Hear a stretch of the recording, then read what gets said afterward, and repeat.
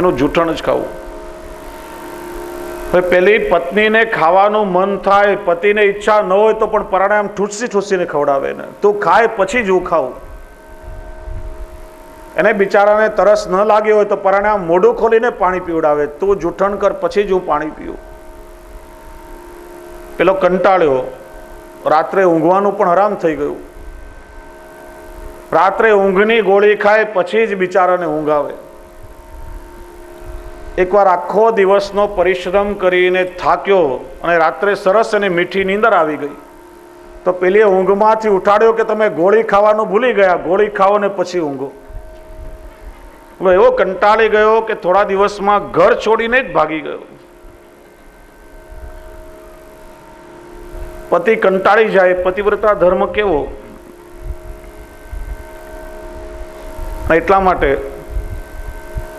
આપણી સેવાથી ઠાકોરજીને પણ પરિશ્રમ ના થવો જોઈએ. આ તો સારું છે કે ઠાકોરજી શ્રી મહાપ્રભુજીની સાથે વચનથી બંધાયા છે, એટલા માટે કૃપા કરીને આપણા ઘરમાં બિરાજે છે. નહીં તો આપણી સેવા પણ એવી જ છે કે ઘણી વખત ઠાકોરજીને પણ કંટાળો આવી જાય. ખરેખર સેવા એને જ કહેવાય. પહેલા પણ ચર્ચા થઈ હતી કે ઘણીવાર આપણે કહીએ કે આજે ઠાકોરજીની સેવા કરીને બહુ આનંદ આવ્યો, પણ સેવા કરીને આપણને આનંદ આવ્યો એટલું પર્યાપ્ત નથી. આપણી સેવાથી પ્રભુને પણ આનંદ આવવો જોઈએ. પ્રભુને ક્યારેક વિનંતી કરીએ કે પ્રભુ મારી સેવાથી આપને પ્રસન્નતા થઈ કે નહીં, મારાથી સેવામાં કંઈક ખામી તો રહી નથી ગઈ ને. એ જ વાત ગોપીઓ અહીંયા પણ કરે છે કે જુઓ તો ખરા કે પ્રભુને કેવી કૃપા વેણુ પર થઈ છે. જેના સૌભાગ્ય પર ઈર્ષા આવે છે અને વેણુ પર કૃપા થઈ એ તો સમજાય, પણ એ સખી આ વૃંદાવનની ભૂમિ પણ કેવી છે. આગળ વૃંદાવનનું વર્ણન કરે છે કે આ વૃંદાવનની ભૂમિ કેવી છે કે જેના ઉપર ઠાકોરજીએ પોતાના શ્રી ચરણ પધરાવ્યા છે. એ વૃંદાવનની ભૂમિ પર પણ મને ઈર્ષા થાય છે. વેણુ પર પ્રભુની કૃપા થઈ એ સમજાયું, પણ આ વૃંદાવનની ભૂમિ પર પ્રભુની કૃપા કેવી રીતે થઈ, આગળ 10મા શ્લોકમાં એનું વર્ણન કરે છે. વૃંદાવનમ સખી ભુવો વિતનોતિ કીર્તિમ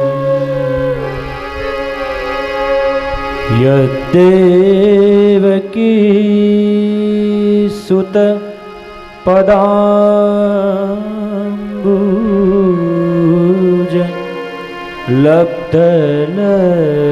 લબ્ધલક્ષ્મી ગોવિંદ વેણુ મનુમત્ત મયુર નૃત્યમ પ્રેક્ષાદ્રી સાન્વવરતાન્ય સમસ્ત સત્વમ. ગોપીઓ કે અરે સખી શું વાત કરો છો,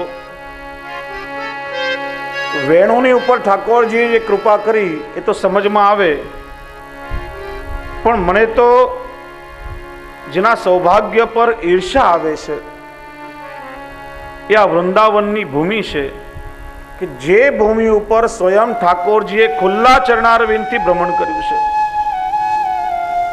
અરે સખી, પ્રભુના ચરણારવિંદનું શું વર્ણન કરવું કે કોઈ જીવ ઠાકોરજીની પાસે કંઈક માગવા માટે આવે તો ઠાકોરજી ક્યારે ચિંતા ન કરે, માગે બધું આપી દે. પણ કોઈ જીવ ઠાકોરજીના ચરણારવિંદ માગવા માટે આવે તો ઠાકોરજી સાવધાન થઈ જાય. કારણ કે ભગવાન કે મારી પાસે જે કંઈ પણ છે મારા ચરણ છે. આ જેટલા ભક્તો પણ મારી પાછળ ભાગી ભાગીને આવે છે એ બધા મારા ચરણની પાછળ આવે છે, અને મારા ચરણ જો હું કોઈને સોંપી દઉં તો મારી પાસે રહે શું. એ ચરણારવિંદથી ભગવાન વૃંદાવનની ભૂમિ પર પધારે છે ત્યારે પ્રભુના ચરણનો સીધો સ્પર્શ આ ભૂમિને થાય છે. જો વૈષ્ણવ ઠાકોરજી 11 વર્ષ અને 52 દિવસ વ્રજમાં પુષ્ટિ લીલા કરી, આ વ્રજ લીલામાં ઠાકોરજીએ પોતાના ચરણારવિંદમાં પાદુકા ધારણ કરી નથી. પ્રભુના ભૂતલ પર અવતરિત થવાનું એક કારણ શ્રી મહાપ્રભુજી બતાવે છે કે આ ભૂમિ દુઃખી હતી અને ભૂમિનો તાપ દૂર કરવા માટે ઠાકોરજીએ અવતાર ધારણ કર્યો. બીજું, ભક્તો દુઃખી હતા, એ ભક્તોને સુખનું દાન કરવા માટે ઠાકોરજી અવતાર ધારણ કર્યો છે. એટલે આ ભૂમિના તાપને દૂર કરવા માટે ખુલ્લા ચરણારવિંદથી ઠાકોરજીએ વ્રજની ભૂમિને સુખ આપ્યું છે. પણ પછી ભગવાનનું મથુરા ગમન થયું, રાજલીલા શરૂ થઈ અને ત્યારે ઠાકોરજીએ ચરણમાં પાદુકા ધારણ કરી છે. એટલે સમગ્ર ભૂમિને પ્રભુના ચરણનો સ્પર્શ થયો નથી અને પ્રભુનું એ અધૂરું કાર્ય પૂરું કરવા માટે જે કાર્ય કૃષ્ણાવતારમાં ભગવાન શ્રી કૃષ્ણે અધૂરા છોડ્યા છે, એ દરેક કાર્ય જ્યારે ભગવાને વલ્લભાવતાર ધારણ કર્યો, શ્રી મહાપ્રભુ વલ્લભાચાર્ય ચરણ સ્વરૂપે સ્વયં કૃષ્ણ જ્યારે પ્રગટ થયા, ત્યારે એ અવતાર લીલામાં એ બધા જ અવતાર કાર્યોને શ્રી મહાપ્રભુજીએ પૂર્ણ કર્યા છે. અને એટલા માટે તો સર્વોત્તમજીમાં શ્રી ગુસાઈજી મહાપ્રભુજીને ભૂમિ ભાગ્ય એવું સંબોધન કરે છે. પાઠ કરીએ આપણે, ત્રિલોકી ભૂષણમ ભૂમિ ભાગ્ય સહજ સુંદર. શ્રી મહાપ્રભુજી આ ભૂમિના પરમ ભાગ્ય રૂપ થઈને પધાર્યા છે. એનું કારણ ભૂમિ પણ સ્ત્રી રૂપા છે અને એટલા માટે એને સુંદર પ્રસન્ન ચિત્તવાળા અને મનુષ્યાકૃતિ સ્વામીની અપેક્ષા હોય. વારા અવતારમાં ભગવાને પૃથ્વીને હિરણાક્ષ પાસેથી મુક્ત કરી ત્યારે ભગવાન વરાહ સ્વરૂપે હતા, એટલે ભૂમિએ પોતાના સ્વામી તરીકે નહીં સ્વીકાર્યા. રામાવતારમાં સીતાજીના વિયોગને લીધે રામચંદ્રજીનું મન નિરંતર ઉદ્વેગયુક્ત હતું, એમનું આનંદ સ્વરૂપ તિરોધાન થયું, એટલે ભૂમિએ પોતાના સ્વામી તરીકે સ્વીકાર નહીં કર્યો. કૃષ્ણાવતારમાં જેમ સૂરદાસજી કહે છે ને, સૂરદાસ પ્રભુ નંગે પાયન અનુદિન ગૈયા ચારત. ખુલ્લા ચરણથી ગૌચારણાદિ લીલાઓ કરવા માટે વ્રજમાં પ્રભુએ વિહાર કર્યો છે. વ્રજની ભૂમિને પ્રભુના ચરણનો સ્પર્શ થયો છે. એ બાકી ભૂમિનો ઉદ્ધાર કરવા માટે ત્રણ વખત શ્રી આચાર્ય ચરણે ખુલ્લા ચરણારવિંદથી ભારતનું પરિભ્રમણ કર્યું છે અને ભારતની આ ભૂમિને સનાત કરી છે. અને ગોપીઓ કહે છે કે આ પ્રભુના ચરણની અનુભૂતિ કેવી, એ તો અમને કહો. કારણ કે ભગવાનના ચરણારવિંદમાં ચરણામૃત પણ છે અને ભગવાનના ચરણારવિંદમાં અધરામૃત પણ છે. ચરણામૃત છે તો સમજાય, પણ પ્રભુ જ્યારે પલનામાં પોઢી રહ્યા છે ત્યારે પોતાના ચરણારવિંદનો અંગૂઠો ખેલતા ખેલતા પ્રભુ એને પોતાના મુખમાં પધરાવે છે. એટલે પ્રભુના ચરણારવિંદને પ્રભુના અધરામૃતનો પણ સંબંધ છે. અને એટલા માટે જે જીવ પ્રભુના ચરણમાં આવે છે એ જીવને અધર સુધી પહોંચાડવાનું કામ પણ ચરણ દ્વારા સંપન્ન થાય છે. જે જીવ પ્રભુના ચરણમાં આવે છે, પ્રભુનો આશ્રય કરે છે, એને ઠાકોરજી કૃપા કરીને અધર સુધાનું દાન કરે છે. અને ગોપીઓ કહે છે કે આ વૃંદાવનની ભૂમિનું ભાગ્ય કેટલું છે કે પ્રભુ જ્યારે ખુલ્લા ચરણારવિંદથી આ ભૂમિ પર વિહાર કરે ત્યારે પ્રભુના ચરણારવિંદમાં જે દિવ્ય ચિહ્નો છે એ આ વૃંદાવનની ભૂમિની રજમાં અંકિત થાય છે. શ્રી મહાપ્રભુજી પરિવૃઢાષ્ટક સ્તોત્રમાં વ્રજની વિશેષતા બતાવે છે કે આ વ્રજની ભૂમિ કેવી છે, તો કે વૈકુંઠ કરતા પણ અધિક છે. વૈકુંઠ બે, એક રમા વૈકુંઠ અને બીજું વ્યાપી વૈકુંઠ. રમા વૈકુંઠમાં ચત્રભુજ ભગવાન વિષ્ણુ લક્ષ્મીજી સાથે વાસ કરે છે. મર્યાદા ભક્તોની ગતિ ત્યાં સુધી છે. જ્યારે વ્યાપી વૈકુંઠ એટલે આપણું ગૌલોક ધામ, જેને આપણે ગૌલોક કહીએ છીએ, ત્યાં દ્વિભુજધારી ભગવાન શ્રી કૃષ્ણ અનંત લક્ષ્મી રૂપા વ્રજ ભક્તો સાથે રમણ કરે છે. તો કહે છે કે આ રમા વૈકુંઠની ભૂમિ કેવી છે, તો કહે છે કે સોનાથી મઢેલી રત્ન જડિત ભૂમિ છે. જ્યારે વ્રજની ભૂમિ, વ્રજની રજ એ કોમળ માખણ જેવી છે, ઉજ્જવળ છે અને કોમળ રથથી સભર છે. સોનું એ ભલે નરમ ધાતુ છે, પણ ઠાકોરજી જ્યારે વૈકુંઠમાં વિહાર કરે ત્યારે પ્રભુના ચરણના ચિહ્નો સુવર્ણની ભૂમિ પર અંકિત ના થાય.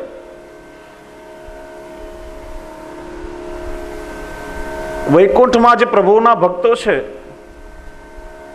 એને પ્રભુના ચરણની રજની પ્રાપ્તિ થતી નથી. જ્યારે વ્રજની રજમાં પ્રભુ વિહાર કરે ત્યારે પ્રભુના ચરણારવિંદના 16 ચિહ્નો વ્રજની રજમાં અંકિત થાય છે. પ્રભુના જમણા ચરણારવિંદમાં 9 ચિહ્નો છે. એ જુદા જુદા પ્રકારે ભક્તોના મનોરથો પૂર્ણ કરે છે. સૌથી પહેલો છે ધ્વજ. એ ભક્તોને સન્મુખ લાવી અને અભય આપે છે.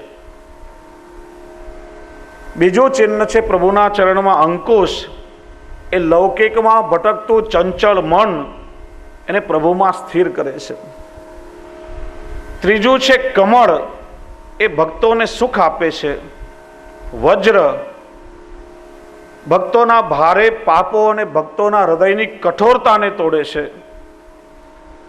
પ્રભુના ચરણમાં રહેલું સ્વસ્તિક આલોક પરલોકના દુઃખ દૂર કરી અને જીવને સમસ્ત સુખ આપે છે. અષ્ટકોણ એ કોઈ પણ સાધન કરાવ્યા વગર ભક્તોને અષ્ટ સિદ્ધિનું દાન આપે છે. પ્રભુના ચરણમાં રહેલો જવ એ અતિશય કીર્તિ આપે છે. ઉર્ધ્વ રેખા જીવને ઉર્ધ્વ ગતિ આપે છે અને કળશ એ ભક્તોનું મંગલ કરે છે. ડાબા ચરણારવિંદમાં 7 ચિહ્નો છે. ગોપદ એ જીવને શુદ્ધ કરે છે. જંબુ ફળ એ દરેક કાર્યમાં સફળતા આપે છે. પ્રભુના ચરણમાં રહેલું મત્સ્ય એ ભક્તના હૃદયને ભગવત ભાવથી ભીનું કરે છે. ધનુષ્ય એ કામ ક્રોધ લોભ વગેરે દોષોનો નાશ કરે છે. પ્રભુના ચરણમાં રહેલું ત્રિકોણ એ સત્વ રજ અને તમ ત્રણેય ગુણોમાંથી ભક્તને નિર્ગુણ બનાવે છે.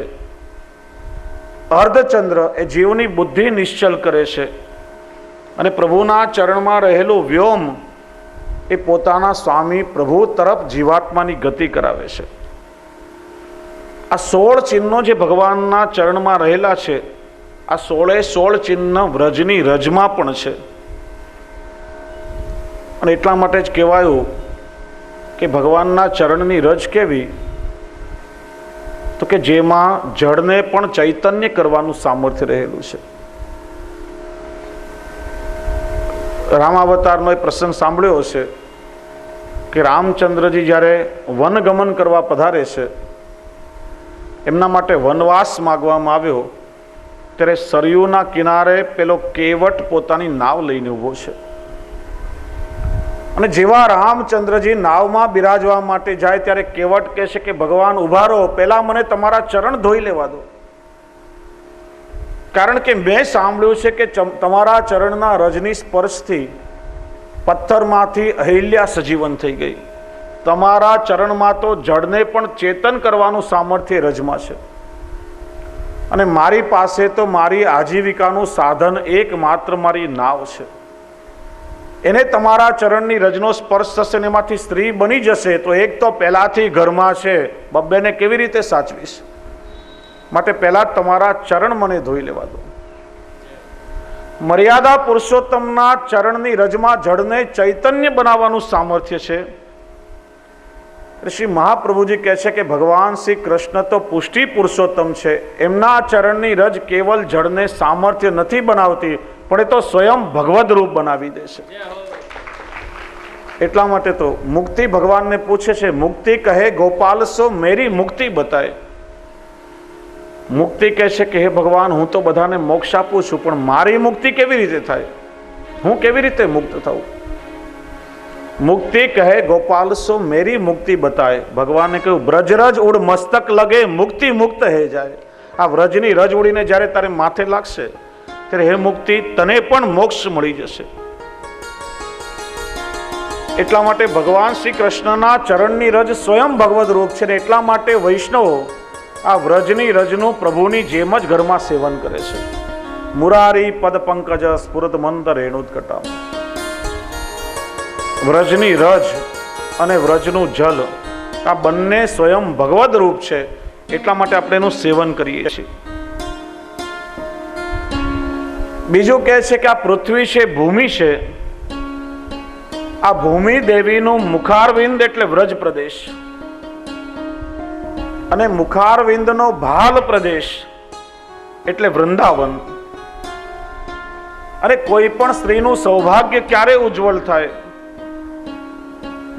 કે જ્યારે એના ભાલ ઉપર સૌભાગ્ય ચિહ્ન લાગેલું હોય, ત્યારે એનું સૌભાગ્ય ઉજ્જવળ કહેવાય છે. એમ શું કહું શકે કે આ પૃથ્વી તો સ્ત્રીના રૂપમાં છે અને એનું મુખારવિંદ એટલે વ્રજ અને એનું ભાલ પ્રદેશ એટલે વૃંદાવન.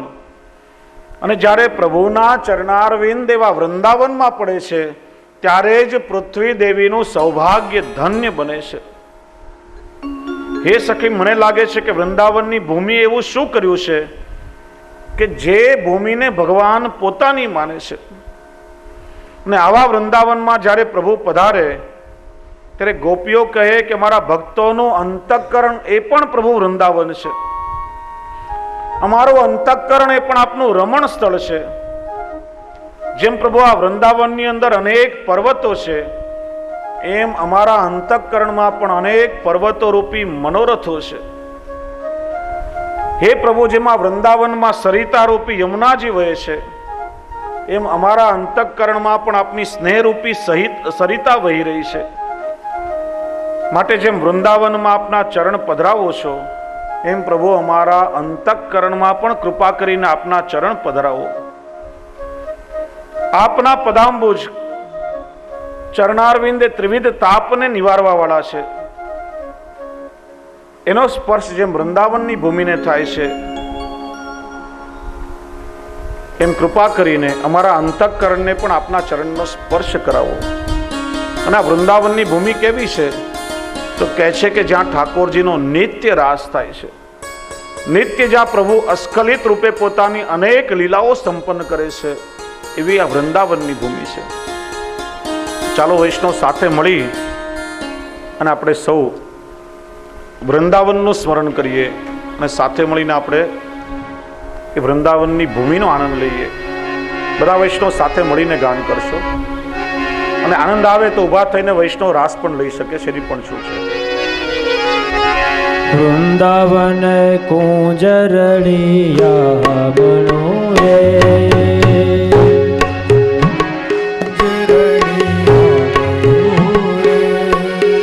મીઠી મીઠી મોરલી વાય મારા વાલા, મીઠી મોરલી વાય મારા વાલા. વૃંદાવન કુંજરડિયા બનો રે, વૃંદાવન કુંજરડિયા બનો રે. ઘરમાં સાસુ ને ઘરમાં નણદી રે, ઘરમાં સાસુ ને ઘરમાં નણદી રે.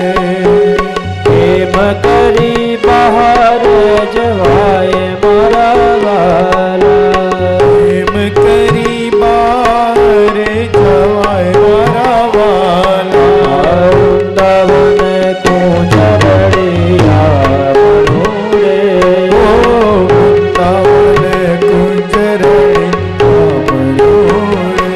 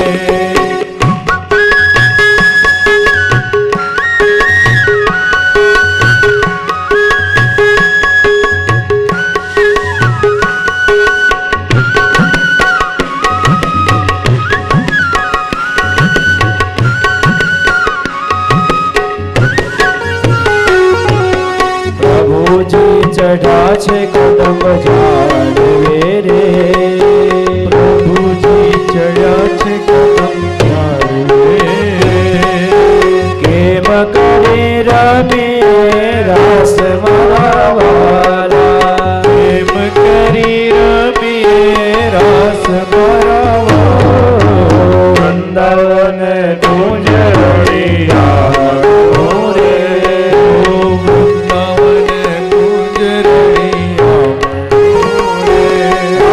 હેઠા ઉતરો ને પ્રભુ પાતળા રે હેઠા ઉતરો ને પ્રભુ પાતળા રે આયા પડે રમીએ રાસ મારા વાલા આપણે રમીએ રાસ મારા વાલા વૃંદાવન કુંજ રળિયા રે વૃંદાવન કુંજ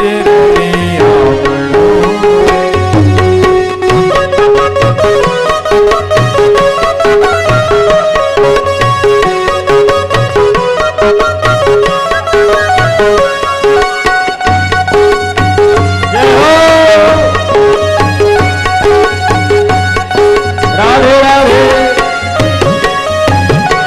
આ પ્રભુજીએ પાટા બાંધ્યા રે પ્રભુજીએ પાટા બાંધ્યા રે ગોપીઓ સંતાઈ જાય મારા વાલા ગોપીઓ સંતાઈ જાય મારા વાલા વૃંદાવન કુંજ રળિયા રે વૃંદાવન કુંજ રળિયા રે આ પેલી સંતાણી તાલવન મારે પેલી સંતાણી તાલવન મારે બીજી દાડમની ડાળ મારા વાલા બીજી દાડમની ડાળ મારા વાલા વૃંદાવન કુંજ રળિયા રે વૃંદાવન કુંજ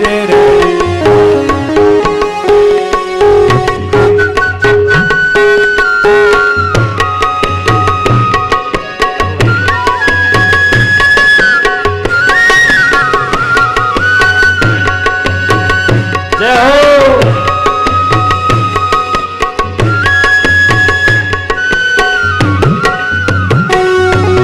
ત્રીજી સંતાણી અંબાવન મારે ત્રીજી સંતાણી અંબાવન મારે ચોથી તે ફૂલની વેલ મારા વાલા ચોથી તે ફૂલની વેલ મારા વાલા વૃંદાવન કુંજ રળિયા રે વૃંદાવન કુંજ રળિયા રે મીઠી મીઠી મોરલી વાય મારા વાલા મીઠી મીઠી મોરલી વાય મારા વાલા મીઠી મીઠી મોરલી વાય મારા વાલા મીઠી મીઠી મોરલી વાય મારા વાલા પાંચમી સંતાણી મધુવન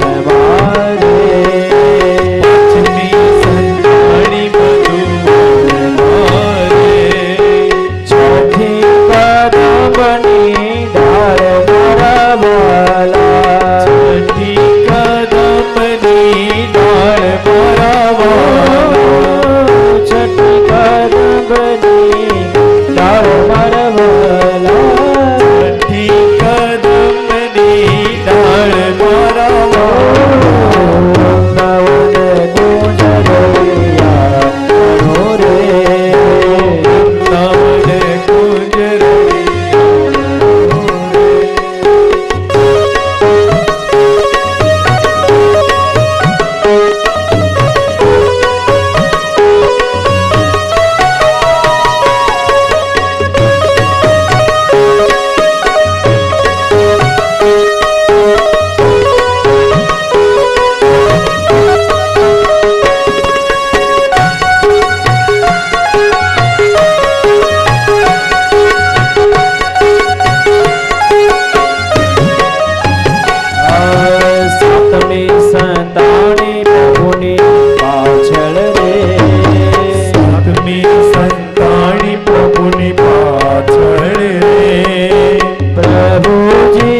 ગોતવા જાય મારા વાલા, પ્રભુજી ગોતવા જાય મારા વાલા, સાતે સ્વરૂપ પ્રભુજી ધર્યા રે, સાતે સ્વરૂપ પ્રભુજી ધર્યા રે, સાતે ના જાલા હાથ મારા વાલા, સાતે ના જાલા હાથ મારા વાલા, વૃંદાવન કુંજ રળિયા મનો રે, વૃંદાવન કુંજ રળિયા મનો રે, મીઠી મીઠી મોરલી ભાઈ મારા વાલા, મીઠી મીઠી મોરલી ભાઈ મારા વાલા, વૃંદાવન કુંજ રળિયા મનો રે,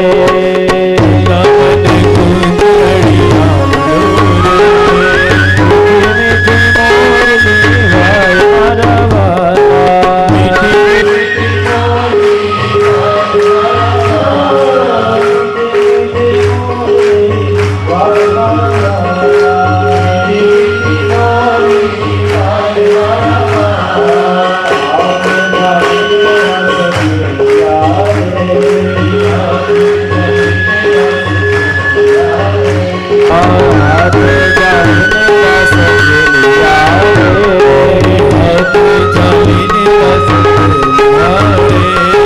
ગોપીઓની પૂરી આસ મારા વાલા, ગોપીઓની પૂરી આસ મારા વાલા, ગોપીઓની પૂરી આસ મારા વાલા, ગોપીઓની પૂરી આસ મારા વાલા, વલ્લભના પ્રભુ શ્યામ રે, વૃંદાવન કુંજ રળિયા મનો રે, વલ્લભના પ્રભુ શ્યામ રે, વલ્લભના પ્રભુ શ્યામ રે, રાગો ચરણની દાસ મારા વાલા, રાગો ચરણની દાસ મારા વાલા, રાગો ચરણની દાસ મારા વાલા, રાગો ચરણની દાસ મારા વાલા, વૃંદાવન કુંજ રળિયા મનો રે, વૃંદાવન કુંજ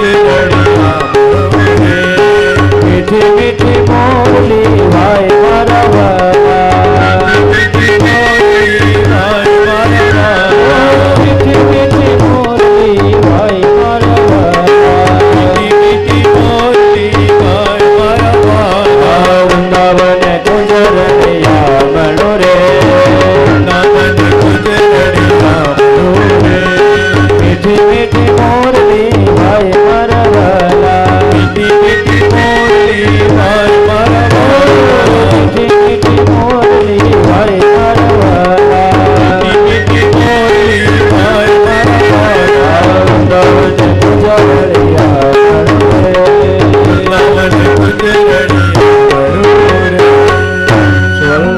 વલ્લભાધીશ કી જય. વૃંદાવનમાં આજે પણ ઠાકોરજીની નિત્ય લીલા છે, અનેકવિધ લીલાઓ પ્રભુ સંપન્ન કરે છે.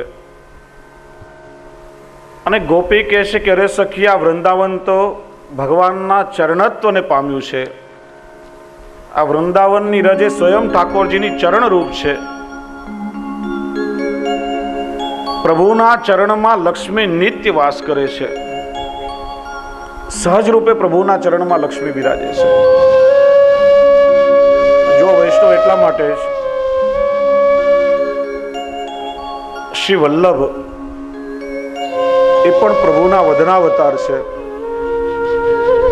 અને શ્રી મહાપ્રભુજીની બેઠકજીમાં ચોતરાજીની બંને બાજુ પર આપણે સ્વસ્તિક કરીએ છીએ.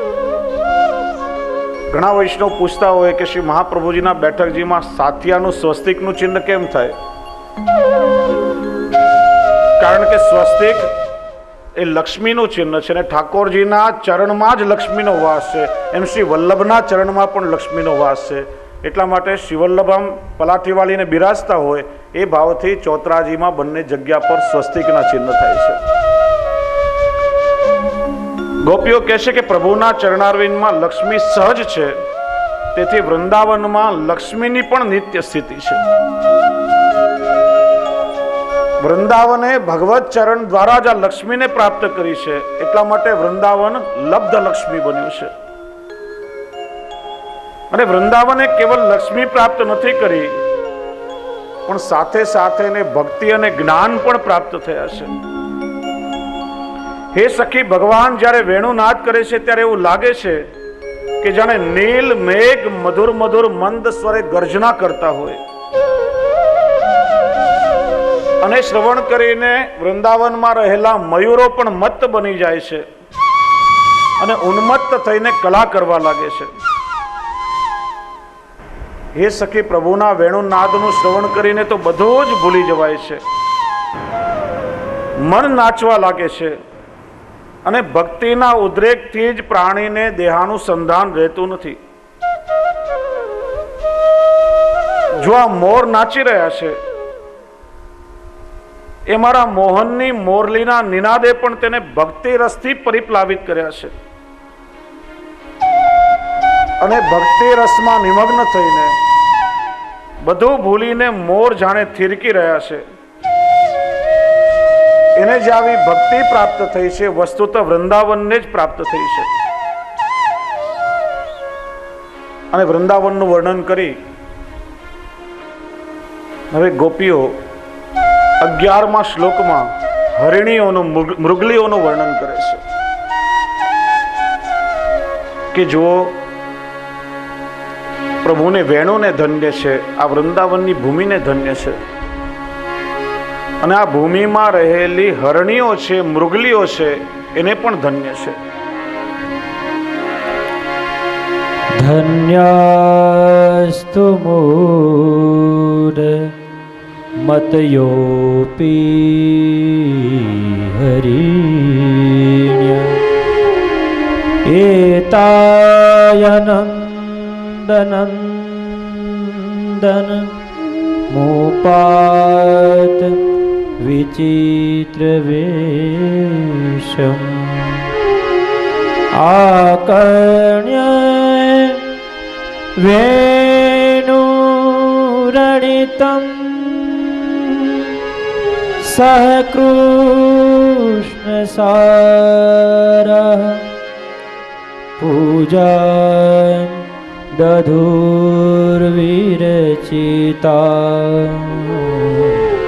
પ્રણયાવલોકે.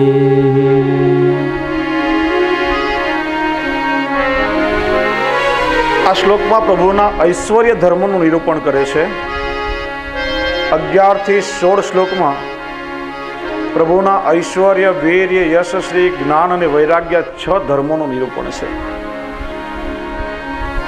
ગોપીઓ કહે છે કે હે સખી, પશુ જાતિની આ મૂઢ બુદ્ધિવાળી હરણીઓને પણ ધન્ય છે, કારણ કે પ્રભુના વેણુનાદનું શ્રવણ કરી અને પોતાની નિકટમાં જ વિચિત્ર વેશ ધારણ કરનારા નંદકુમાર તરફ પ્રણયપૂર્વક અવલોકન કરીને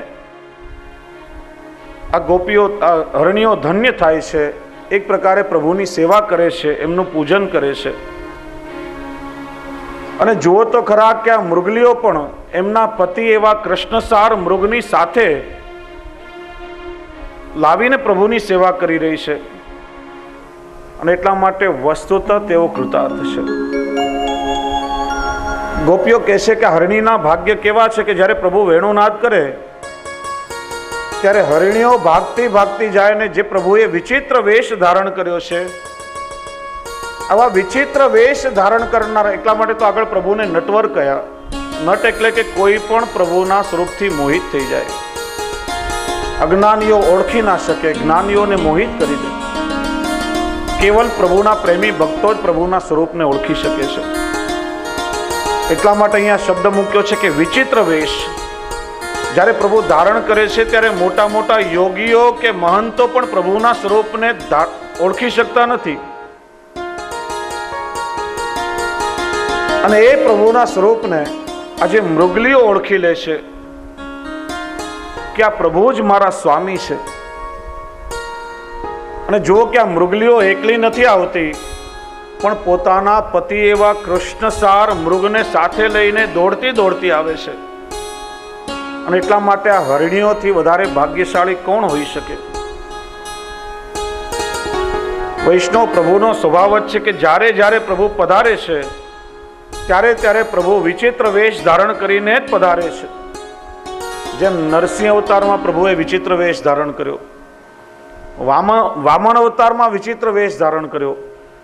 કારણ કે પ્રભુને જેને પોતાની ઓળખાણ કરાવી હોય એને જ કરાવે છે. બીજા બધા પ્રભુના સ્વરૂપને ઓળખી શકતા નથી. પ્રભુના જે કૃપાપાત્ર જીવો છે એ કેવલ પ્રભુની કૃપા દ્વારા જ પ્રભુના સ્વરૂપને ઓળખી શકે છે. વિચિત્ર વેશ કોને કહેવાય? કે પ્રભુ એવા એવા સ્વરૂપ ધારણ કરીને પધારે કે સામાન્ય જીવ તો પ્રભુના સ્વરૂપને ઓળખી જ ના શકે. કહેવાય કે ગામમાં એક વૈષ્ણવ રહેતા હતા અને નિત્ય ઠાકોરજીની સેવા કરે. હવે એમના ગામમાં અચાનક પૂર આવ્યું, પાણી ભરાવા લાગ્યું, વધવા લાગ્યું, એમના ઘર સુધી પાણી પહોંચ્યું. ત્યાં સામે રહેતો પાડોશી આવ્યો કે વૈષ્ણવ, પૂર ધીરે ધીરે વધી રહ્યું છે, આ પૂરમાં તમે તણાઈ જશો, ચાલો મારી સાથે ચાલો, આપણે ગામની બહાર નીકળી જઈએ. પેલા વૈષ્ણવ કે હું તમારી સાથે નહીં આવું, આટલા વર્ષોથી હું ઠાકોરજીની સેવા કરું છું, આટલા ભાવથી સેવા કરું છું, ઠાકોરજી પોતે મને બચાવવા માટે આવે તો હું પ્રભુની સાથે જઈશ, તમારી સાથે મારે નથી આવવું. પેલો પાડોશી ચાલ્યો ગયો. પાણી ધીરે ધીરે વધવા લાગ્યું, પહેલા માળ સુધી પાણી પહોંચ્યું. એ વૈષ્ણવ પોતાના ઠાકોરજીને પધરાવીને બીજા માળે આવ્યો. થોડી વાર થઈ, ત્યાં એક માણસ હોડી લઈને આવ્યો અને પેલી બારી પાસે હોડી ઊભી રાખીને કહ્યું કે વૈષ્ણવ, પાણી ખૂબ વધી રહ્યું છે, મોકો છે, હોડીમાં બેસી જાઓ, આપણે અહીંથી પ્રાણ બચાવીને નીકળી જઈએ. પેલો વૈષ્ણવ કે મારે તારી સાથે હોડીમાં નથી આવવું, આટલા વર્ષોથી પ્રભુની સેવા કરું છું, પ્રભુ લેવા આવે તો જ હું આવું. પાણી વધતા વધતા બીજા માળથી ઉપર પહોંચ્યો. પેલો વૈષ્ણવ ઉપર અગાસીમાં આવ્યો. થોડી વાર થઈ, ત્યાં એક ભાઈ હેલિકોપ્ટર લઈને આવ્યા, એમાંથી પેલી સીડી નીચે ફેંકી. વૈષ્ણવને કે વૈષ્ણવ, આ સીડી પકડીને ઉપર હેલિકોપ્ટરમાં ચડી જાવ, છેલ્લો વિકલ્પ છે, પાણી હજી વધી રહ્યું છે, તમે ડૂબી જશો ને પ્રાણ જશે તમારા. પેલો વૈષ્ણવ કે મારે તારી સાથે હેલિકોપ્ટરમાં પણ નથી આવવું, ઠાકોરજી પોતે મને લેવા માટે આવે તો જ આવવું છે. આજે મારે પણ જોવું છે, આટલા વર્ષોથી સેવા કરું છું ને પ્રભુ મને લેવા કેમ ના આવે? ત્યાં તો પાણી એટલું બધું વધ્યું અને પેલો વૈષ્ણવ એમાં ડૂબીને મરી ગયો, મૃત્યુ થયું અને ગયો સીધો ઉપર ઠાકોરજીના ધામમાં. પ્રભુની સન્મુખ થયો. ઠાકોરજીએ કહ્યું કે આવો વૈષ્ણવ. ત્યાં પહેલા તો આમ ક્રોધમાં પોતાનું મોઢું ફેરવી લીધું, ગુસ્સો આવ્યો, આમ ભ્રમરોની તણાઈ ગઈ. પ્રભુ કે વૈષ્ણવ, શું થયું? આટલો બધો ક્રોધ શેના માટે? તો કે ભગવાન, આટલા વર્ષો સુધી મેં તમારી સેવા કરી, આટલા તમને લાડ લડાવ્યા, પણ જ્યારે મારા પ્રાણ પર આફત આવી ત્યારે તમે એવો મોઢું ફેરવીને ભાગી ગયા. તમારા કરતા સ્વાર્થી આ જગતમાં બીજો કોઈ નથી. મારા પ્રાણ પણ તમે બચાવ્યા નહીં.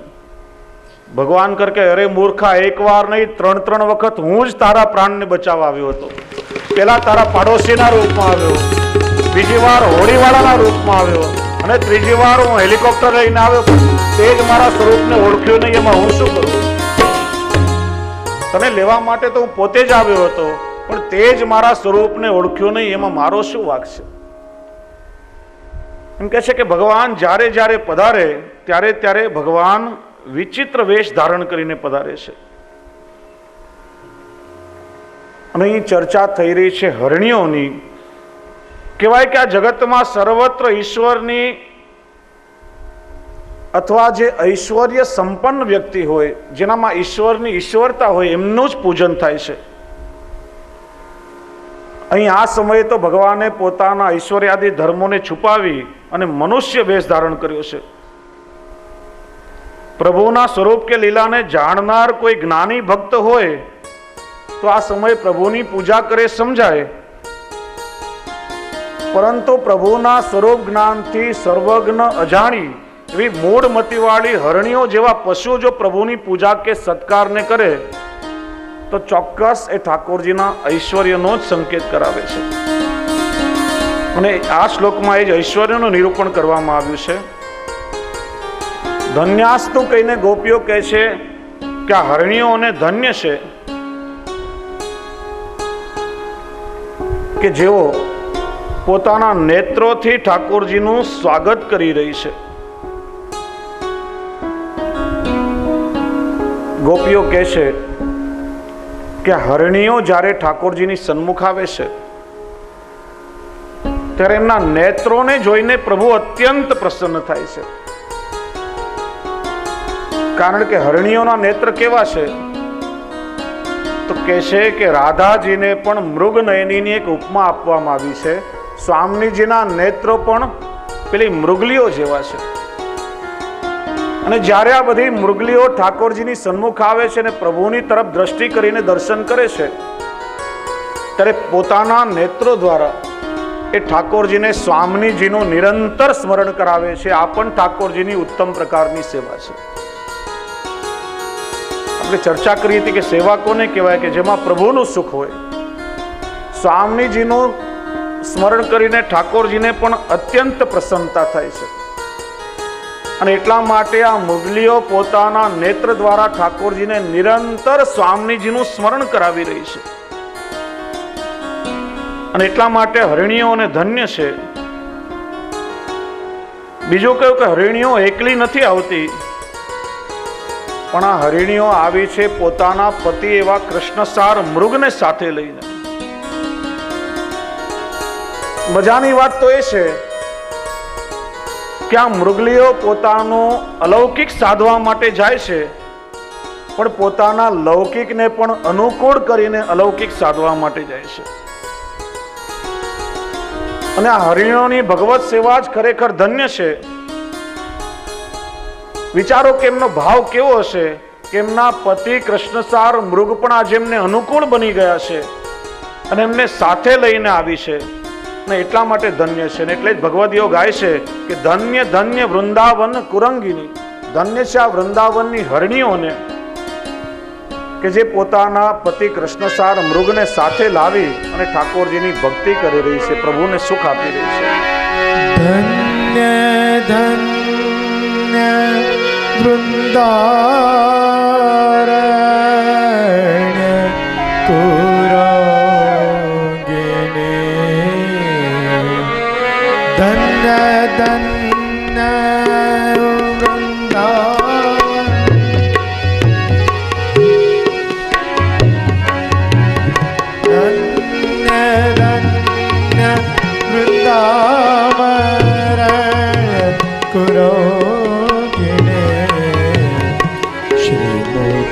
कमल पिबत सखी सादर कृष्ण सारे पति सौखिनी. धन्य धन्य वृंदारण्य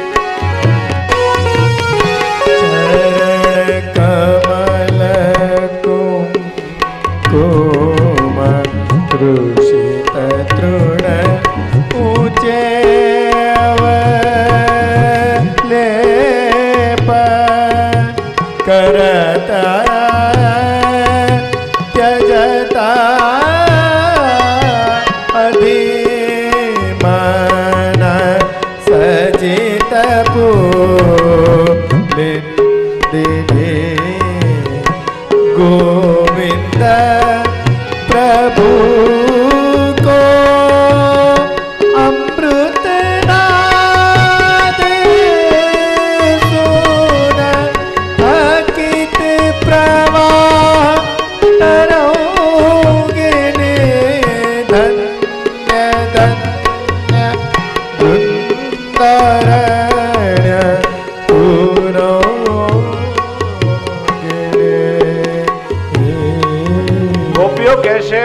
ધન્ય છે આ મૃગલીઓની સેવા કે અલૌકિક સાધવા જાય છે, પણ એમની સેવા કેવી છે કે એમના લૌકિક પતિ પણ આજ એમની સેવામાં સહાયક થયા છે. એમના પરિવારજનો પણ આજે એમની ભગવત સેવામાં સાથે જોડાયા છે. શ્રી મહાપ્રભુજી આજ્ઞા કરે છે, પરિજનોપી કૃતાર્થો ભવતી.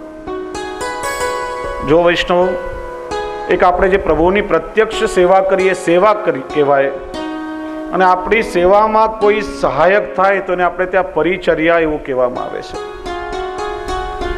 તમે બહેનો ઘરમાં ઠાકોરજીની ફૂલની માળાની સેવા કરો, પણ તમારા ઘરનો કોઈ પરિવારનો વ્યક્તિ ઝાડમાંથી ફૂલ ચોટી આવે કે બજારમાંથી ફૂલ લઈ આવે તો પ્રત્યક્ષ રહીને પરોક્ષ સેવા કહેવાય, જેને પરિચર્યા કહેવાય. તમે ઘરમાં ઠાકોરજીની સેવા કરો, પણ એ સેવામય સંસાર ચલાવવા માટે જે દ્રવ્યની જરૂર હોય તમારા પતિ કમાઈને લાવે, જેનાથી તમે પ્રભુની સેવા કરો, તો એ સાક્ષાત નહીં ને પરોક્ષ સેવા કહેવાય. અને પરિજનો પણ ઠાકોરજીની સેવામાં સહાયક થઈને, પરિચારક થઈને કૃતકૃત્ય બની જાય છે. અને એટલા માટે જ આપણા ઘરનું જે વાતાવરણ છે એ આપણે લોકોએ એવું રાખવું જોઈએ, આ ભાવથી સેવા કરવી જોઈએ કે જેનાથી આપણા પરિવારજનોનો ભાવ પણ આપણી સેવા જોઈને વૃદ્ધિ પામે અને એમને પણ ઠાકોરજીની સેવામાં સાથે જોડાવાનું મન થાય. આ જ વાત હરિણીઓનો આપણને અહીંયા સમજાવે છે. ઘણી વખત આપણે લોકો ઘરનું વાતાવરણ એટલું બધું કલહયુક્ત કરી નાખીએ છીએ, એટલું ક્લેશયુક્ત બનાવી દઈએ કે ઘરના સભ્યો આપણાથી ને આપણી સેવાથી કંટાળી જતા હોય છે. આગળ ધણીની ચર્ચા આપણે કરીને કે બિચારો ઘર છોડીને ભાગી ગયો. વિચારો કે જે ઘરમાં ક્લેશથી આપણો લૌકિક ધણી ના રહી શકતો હોય, એમાં અલૌકિક ધણી કેવી રીતે બિરાજે? અને કહેવાય કે જ્યાં ક્લેશ હોય ત્યાં ક્યારેય પણ કૃષ્ણ ના બિરાજે, અને કૃષ્ણ બિરાજતા હોય ત્યાં ક્યારેય પણ ક્લેશ થાય જ નહીં. માટે ઘરનું વાતાવરણ એવું બનાવો કે આપણી સેવા જોઈને આપણા પરિવારજનોની ભગવત સેવામાં પણ તત્પરતા વધે. ઘણીવાર આપણે ઘરના લોકોને કહીએ, આપણા બાળકોને કહીએ, પતિઓને કહીએ કે તમે પણ અમારી સાથે ભગવત સેવામાં જોડાઓ, પણ એમને કોઈ ઠાકોરજીની સેવામાં જોડાતો નથી. એ પણ ઘરમાં જોતા હોય છે કે ઠાકોરજીની સેવા કરતા કરતા તમારામાં શું પરિવર્તન આવ્યું છે. એ જોશે કે ખરેખર ઠાકોરજીની સેવાથી તમારામાં પરિવર્તન આવ્યું છે, તમારો સ્વભાવ કોમળ નિર્મળ થયો છે, તમારું હૃદય પ્રેમથી પરિપ્લાવિત થયું છે, તમારો ભાવ વિશુદ્ધ છે. ત્યારે તમારો ભાવ એમના હૃદયને સ્પર્શશે અને એ પણ સહજતાથી ઠાકોરજીની સેવામાં જોડાશે. પછી એમને ક્યારેય કહેવું નહીં પડે. શહેરનો કોઈ પ્રતિષ્ઠિત વ્યક્તિ કે કોઈ મોટો માણસ ઘરમાં આવ્યો હોય ત્યારે આપણે કેટલો વિવેક રાખીએ છીએ કે ભાઈ આટલો મોટો માણસ આવ્યો, આમ ઘરમાં આપણાથી અસભ્યતાથી ન વર્તાય, એની સામે આપણે આમ ક્લેશ કરીએ છીએ ખરા? કજિયો કંકાસ થતો હોય ને અચાનક કોઈ મોટો માણસ આવે ને તો શાંત થઈ જાય છે. પણ મોટા ભાગે એવું જોવા મળે કે જ્યારે ઠાકોરજીની સેવા આપણે કરતા હોઈએ ને ત્યારે જ વધારેમાં વધારે ક્રોધ આવતો હોય છે. અને એ ક્રોધનો આવેશ જ્યારે આપણામાં આવે ત્યારે આપણી અપરસ પણ છોવાઈ જાય છે. ખાલી બાહ્ય શારીરિક અપરસનું મહત્વ નથી, આપણું અંતઃકરણ પણ સ્વચ્છ અને શુદ્ધ હોવું જોઈએ. તમે દિવસમાં 10 વખત માથાબોળ ઠંડા જળથી સ્નાન કરો, પણ અંતઃકરણ જો અશુદ્ધ હોય તો કોઈ પણ રીતે તમારી અપરસ થતી જ નથી. અમારા તાજચરણ તાજજી મહારાજ તો એટલા કૃપાળુ, છતાં પણ ક્યારેક ઠાકોરજીની સેવામાં અમને ક્રોધ આવી જાય તો કે જાઓ બાવા, હમણાં ને હમણાં ઠંડા જળથી સ્નાન કરી આવો, તમારી અપરસ છોવાઈ ગઈ, તમને ચંડાલ અડી ગયો. ક્રોધ એ ચંડાલનું સ્વરૂપ છે. અને વૈજ્ઞાનિકોએ સિદ્ધ કરેલી વાત છે, માણસનામાં જ્યારે ક્રોધનો આવેશ આવે ત્યારે એનું બ્લડ પ્રેશર પણ હાઈ થઈ જાય છે, શરીરમાં પ્રચંડ ઉર્જા ઉત્પન્ન થાય છે. અને એવા દાખલાઓ બનેલા છે કે ક્રોધના આવેશમાં માતા પોતાના સંતાનને દૂધ પીવરાવે તો બાળકોના મૃત્યુ થાય છે. ક્રોધમાં માણસ જ્યારે ભોજન કરે તો અન્ન પણ વિષ બની જતું હોય છે. એટલે વૈષ્ણવે તો ક્યારે ક્રોધ કરવો જ નહીં. વૈષ્ણવ કેવો હોય કે જેનામાં ક્યારે ક્રોધનો આવેશ આવે જ નહીં, એની અપરસ ક્યારે પણ છુવાય જ નહીં. એવા વિશુદ્ધ ભાવથી જો તમે ઠાકોરજીની સેવા કરશો તો તમારા પરિવારના સદસ્યોને તમારામાં આવેલું પરિવર્તન જોઈ અને ભગવત સેવામાં જોડાવાનું મન થશે અને જોશે કે આ લોકોને ઠાકોરજીની સેવા ફળી નથી રહી તો અમારે પણ સેવા કરીને શું કરું. બનેલી ઘટના તમને કહું. અમદાવાદમાં અમારો એક પરિચિત વૈષ્ણવનો પરિવાર, બેન તો ઘરમાં ઠાકોરજીની સેવા કરે પણ એવી જડતાથી કરે કે ઘરમાં બીજા બધા પરિવારના સભ્યો, એમના પતિ, બાળકો એ બધાની નિરંતર ઉપેક્ષા થયા કરે. જો આપણે સેવામાં એ પણ ભાવ રાખવો જોઈએ કે આપણા પરિવારના બધા સભ્યો પણ બ્રહ્મ સંબંધી છે, વૈષ્ણવ છે, કોઈ સામાન્ય લૌકિક જીવ નથી.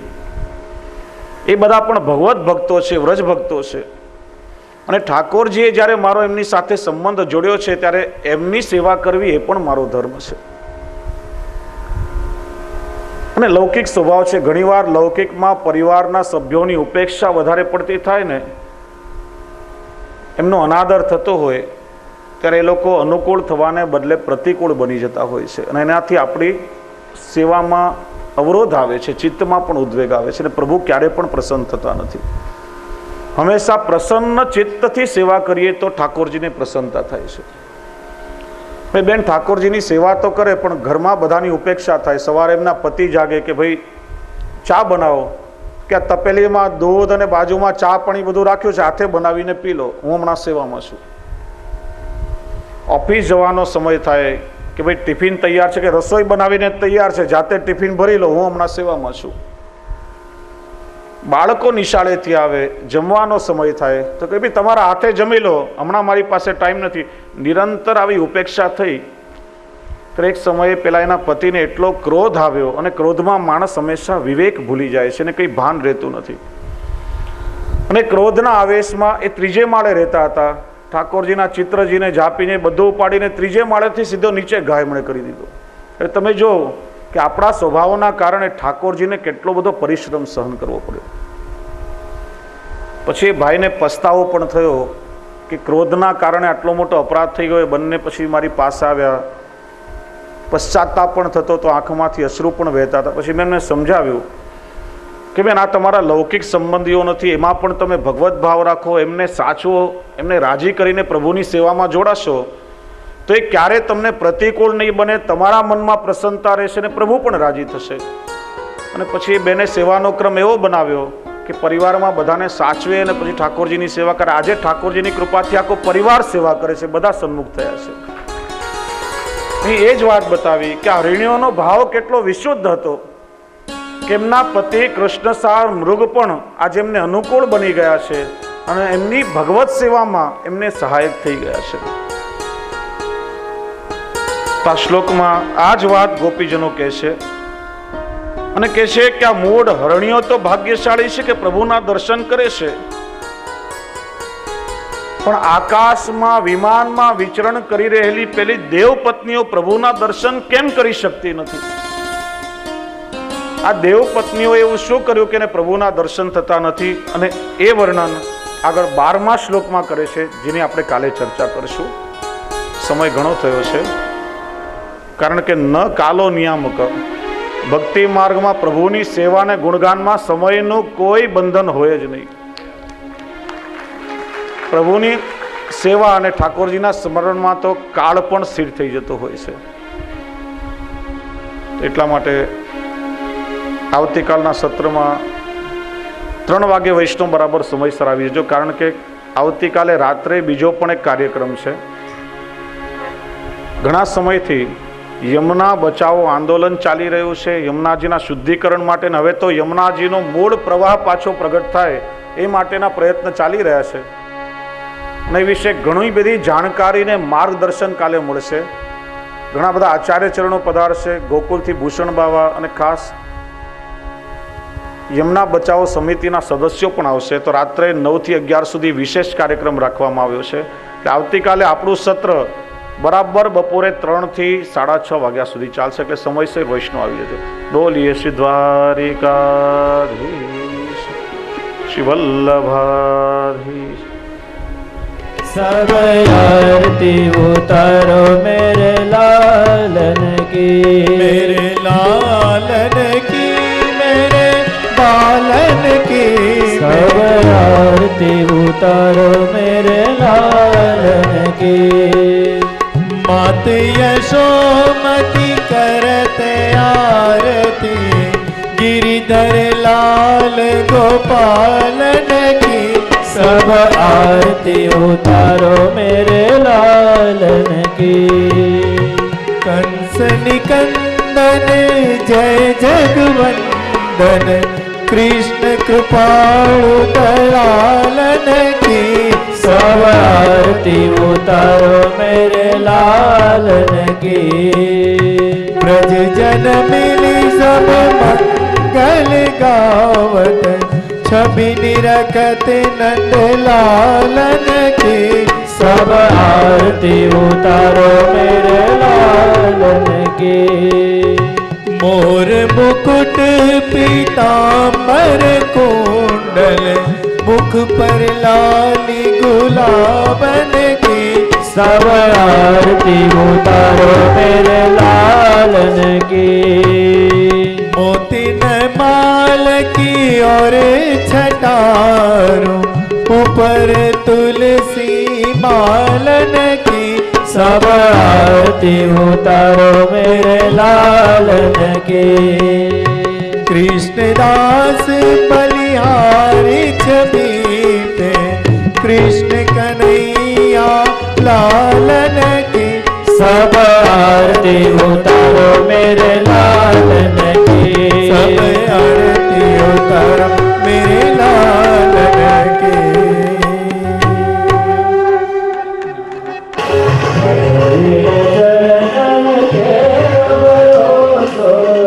रडैन चरणन केरो, श्री वल्लभन चंद्र छटा विनय. सब जुग बाजू अंधेरो भरोसो, हृदय चरणन केरो. साधन और नहीं आए कली में, जासु होत निवेरो. सूर कहाँ कहे त्रिविध यादरो, बिना मोल को चेरो भरोसो.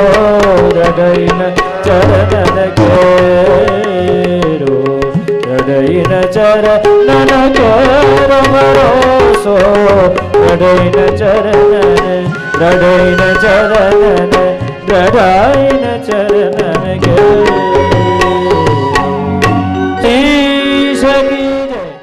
नमामि श्री द्वारिकाधीशं, शोभया नित्यसेवितम्. शङ्खचक्रादिसंयुक्तं, घनश्यामं चतुर्भुजम्. नमामि श्रीबालकृष्णं, यशोदोत्सङ्गलालितम्. पूतनासुपयः पान,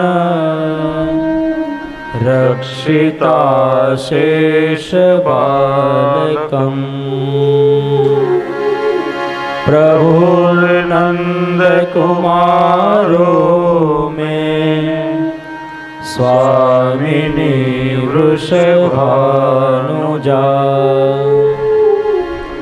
कृतार्थोऽहं, कृतार्थोऽहं, कृतार्थोऽहं न संशय. चिंता संताहंतारो, यत्पादं भुजनेन वह.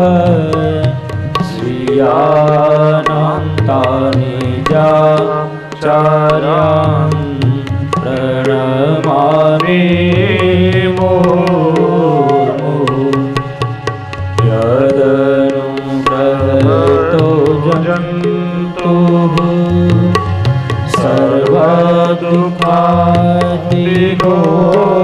ભવેत् તમહં સર્વદા વંદે શ્રીમદ્વલ્લભનંદનં અદ્યાન્તિમિરાન્ધસ્ય જ્ઞાનાંજન શલાકયા ચક્ષુરુન્મીલિतं येन तस्मै श्रीगुरवे नमः नमामि हृदये शेषे लीलाक्षिराभिषायिनं लक्ष्मीसहस्रलीलाभिः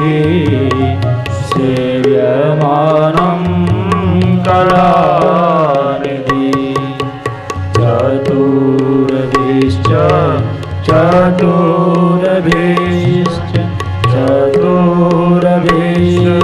त्रिभिस्तथा षड्भिर्विराजते योऽसौ पञ्चधा हृदये मम पञ्चधा हृदये मम पञ्चधा हृदये मम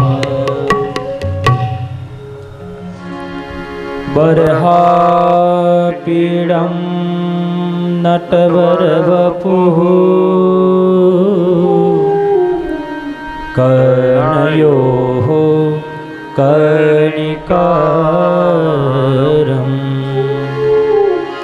बिभ्रद्वासः कनककपिशम्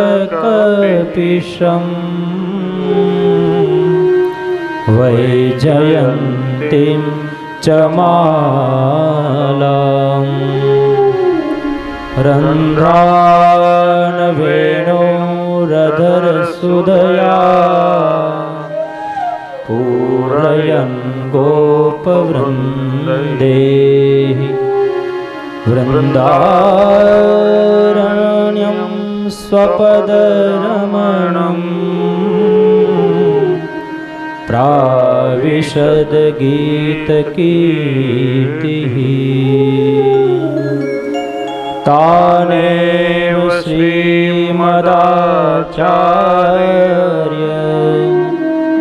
चरणाश्रये मुदा तेनैव मम तद्वाक्य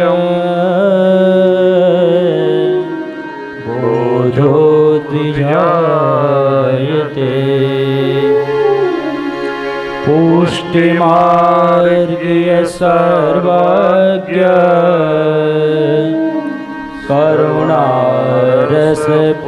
करुणारसपूरितः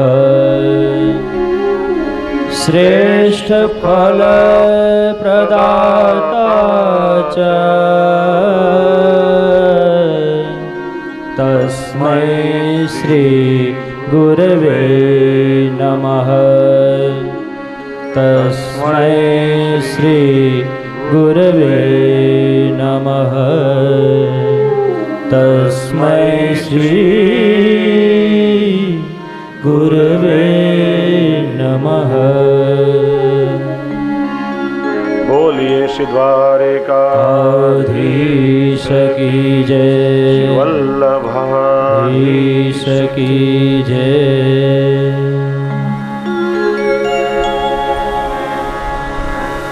ગઈકાલ સુધી વેણુગીતના 12 શ્લોકોનું આપણે દર્શન કર્યું। 13મા શ્લોકનું આજે શ્રવણ કરીએ। ગઈકાલે આપણે જોયું કે હરિણીઓ, વૃંદાવનની મૃગલીઓ પોતાના નેત્રો દ્વારા પ્રભુની સેવા કરે છે, પ્રભુનું આરાધન કરી રહી છે. કારણ કે સ્વામીજીના નેત્રો એ પણ મૃગલીઓ જેવા છે, એટલે સ્વામીજીને મૃગનયનીની ઉપમા અપાઈ છે. અને ઠાકોરજીની સન્મુખ મૃગલીઓ ઉભી રહીને આમ ટગર ટગર જોયા કરે, પ્રભુને નિરખ્યા કરે. ત્યારે પ્રભુ પણ હરિણોની સામે દ્રષ્ટિ કરે અને એમના નેત્રો જોતા જ પ્રભુને સ્વામીજીનું સ્મરણ થઈ આવે.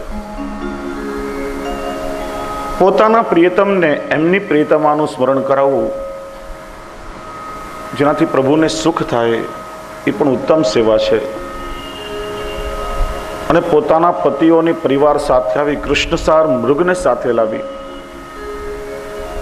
આ મૃગલીઓએ પોતાનું લૌકિક પણ અલૌકિક બનાવ્યું છે. એ દર્શન આપણે કાલે કર્યું. 13મા શ્લોકનું શ્રવણ કરીએ.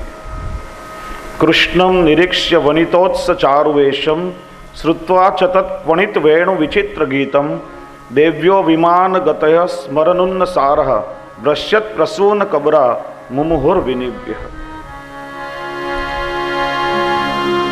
ગાવશ્ય કૃષ્ણમુખ નિર્ગત વેણુ કૃષ્ણમ નિરીક્ષ્ય વનિતોત્સ ચારુવેશમ.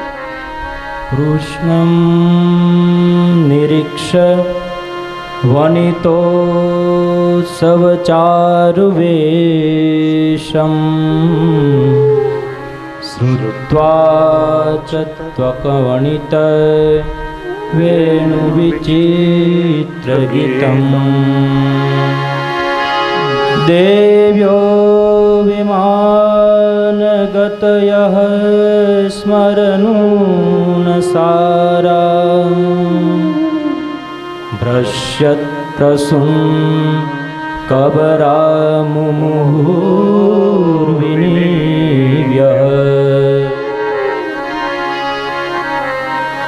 ગઈકાલે આપણે જોયું 11મા શ્લોકમાં ઠાકોરજીના ઐશ્વર્ય ધર્મનું નિરૂપણ કર્યું. આ શ્લોકમાં ઠાકોરજીના વીર્ય ધર્મનું નિરૂપણ કરે છે. આ 6 શ્લોકોમાં ઠાકોરજીના સર્વવિધ ઐશ્વર્યનું, પ્રભુના 6 ધર્મોનું નિરૂપણ થઈ રહ્યું છે. ગોપીઓ કહેશે કે સખી શું કહું કે પેલી હરિણીઓ તો મૂઢ છે. પ્રભુ વેણુ નાદ કરે અને ભાગતી ભાગતી પ્રભુના દર્શન કરવા આવે. પણ જુઓ તો ખરા કે જ્યારે પ્રભુ વેણુ નાદ કરે ત્યારે આકાશમાં દેવતાઓ જ્યારે વિમાન લઈને આવે અને એ વિમાનમાં દેવતાઓની સાથે જે દેવ પત્નીઓ હોય એ પ્રભુના વેણુનાદનું જ્યારે શ્રવણ કરે ત્યારે એમની કેવી દશા થઈ જાય કે એમને દેહનું ભાન ન રહે, વસ્ત્રોનું ભાન રહે અને મૂર્છિત થઈને ઢળી પડે. આવું શા માટે થાય છે? તેનું કારણ બતાવ્યું કે ભગવાનનો વેશ કેવો છે. તો કહે છે વનિતોત્સ ચારુવેશમ. વનિતા શબ્દનો પ્રયોગ અહીં ખાસ કરીને અપ્સરાઓને બોધ કરાવવા માટે, સજાતીયત્વનો બોધ કરાવવા માટે થયો છે. ગોપી કહે છે કે અલી ગોપિકાઓ વનિતાઓને પણ ઉત્સવપ્રદ સુંદર વેશને ધારણ કરેલા કૃષ્ણને જોઈને તથા તેમના દ્વારા કુજિત બંસરીના અદ્ભુત ગીતનું શ્રવણ કરીને આ વિમાનમાં જતી દેવાંગનાઓ કામાવેશથી ધૈર્ય શૂન્ય થઈને મોહિત થઈ જાય છે. એમની વેણીમાંથી ફૂલ સડી પડે છે અને એમના નિવિબંધ પણ શિથિલ થઈ જાય છે. વનિતોત્સ ચારુવેશમ. શ્રી આચાર્ય ચરણ કહે છે કે પ્રિયતમના સુંદર વેશથી, પોતાના પ્રિયતમના સુંદર વેશનું દર્શન કરી અને જે ઉત્સવ એમની અંદર પ્રગટ થાય, જે આનંદ પ્રગટ થાય, એનું નામ છે વનિતોત્સવ. અને પોતાના પ્રિયતમના સુંદર વેશના દર્શન કરીને જેને પ્રસન્નતા થાય એને વનિતા કહેવામાં આવે છે. વસ્તુતઃ પ્રિયતમાના ઉત્સવ માટે જ પ્રિયતમ પોતાની જાતને ખૂબ સુંદર રીતે અલંકૃત કરે છે. ઉત્સવ એટલે શું? આપણે અવારનવાર ઉત્સવ મનાવીએ છીએ.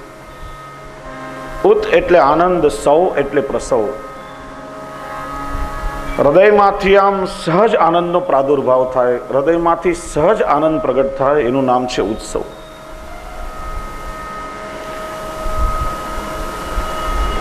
આ દેવાંગનાઓ જે વિમાનમાં વિચરણ કરી રહી હતી એ બધી સ્થિર યૌવનાઓ છે. દેવપત્નીઓ હોવાના કારણે તેમને બાલ, કુમાર અને યૌવન આ ત્રણ અવસ્થાઓની પ્રાપ્તિ છે. અમર છે એટલે માટે એમને વૃદ્ધાવસ્થા તો આવતી જ નથી. તેથી આ દેવાંગનાઓને ત્રિદશા એવું કહેવાય છે. મનુષ્યની ચાર અવસ્થા આવે: બાલ, કુમાર, યૌવન અને વૃદ્ધાવસ્થા, અને પછી એનું મૃત્યુ પણ થાય. પણ દેવતાઓની ત્રણ જ અવસ્થા છે: બાલ, કુમાર અને યૌવન. અને યુવાવસ્થા જ તેમની અંતિમ અવસ્થા છે. તેથી એમનું યૌવન સ્થિર છે, એ ક્યારે પણ વૃદ્ધ થતા નથી. એટલા માટે તેમને સ્થિર યૌવના એવું કહેવામાં આવ્યું. આ દેવપત્નીઓ જ્યારે વિમાન માર્ગે જઈ રહી હતી ત્યારે તેમણે નિશ્ચય કર્યો કે અમે સ્થિર યૌવનાઓ છીએ, એટલા માટે ભગવાનના વનિતોત્સવમાં સંમિલિત થવા માટે અમારી પણ યોગ્યતા છે. તેઓ પોતપોતાના વિમાનમાં બેસીને ત્યાં આવ્યા, પરંતુ જેમનામાં સર્વાત્મ ભાવ સ્થિર થયો છે એવી સ્થિર યૌવનાઓ માટે જ ભગવાને આ ચારુવેશ ધારણ કર્યો છે.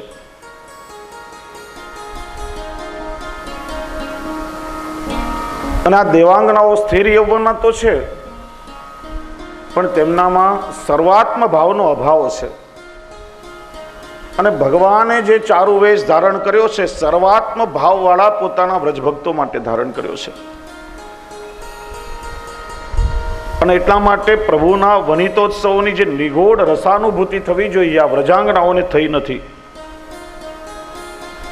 પ્રભુનું વેણુનાદ શ્રવણ કરીને ત્યાં આવી પ્રભુના સ્વરૂપના દર્શન કરીને મૂર્છિત બની ગઈ અને રસાનુભૂતિ કર્યા વગર જ ત્યાંથી પાછા ફરવું પડ્યું છે. ભગવાનનો વેશ શબ્દનો પ્રયોગ થયો ચારુ વેશ, અર્થાત કે મનોહર છે. જે પણ એના દર્શન કરે એના મનનું હરણ કરી લેવા વાળો છે.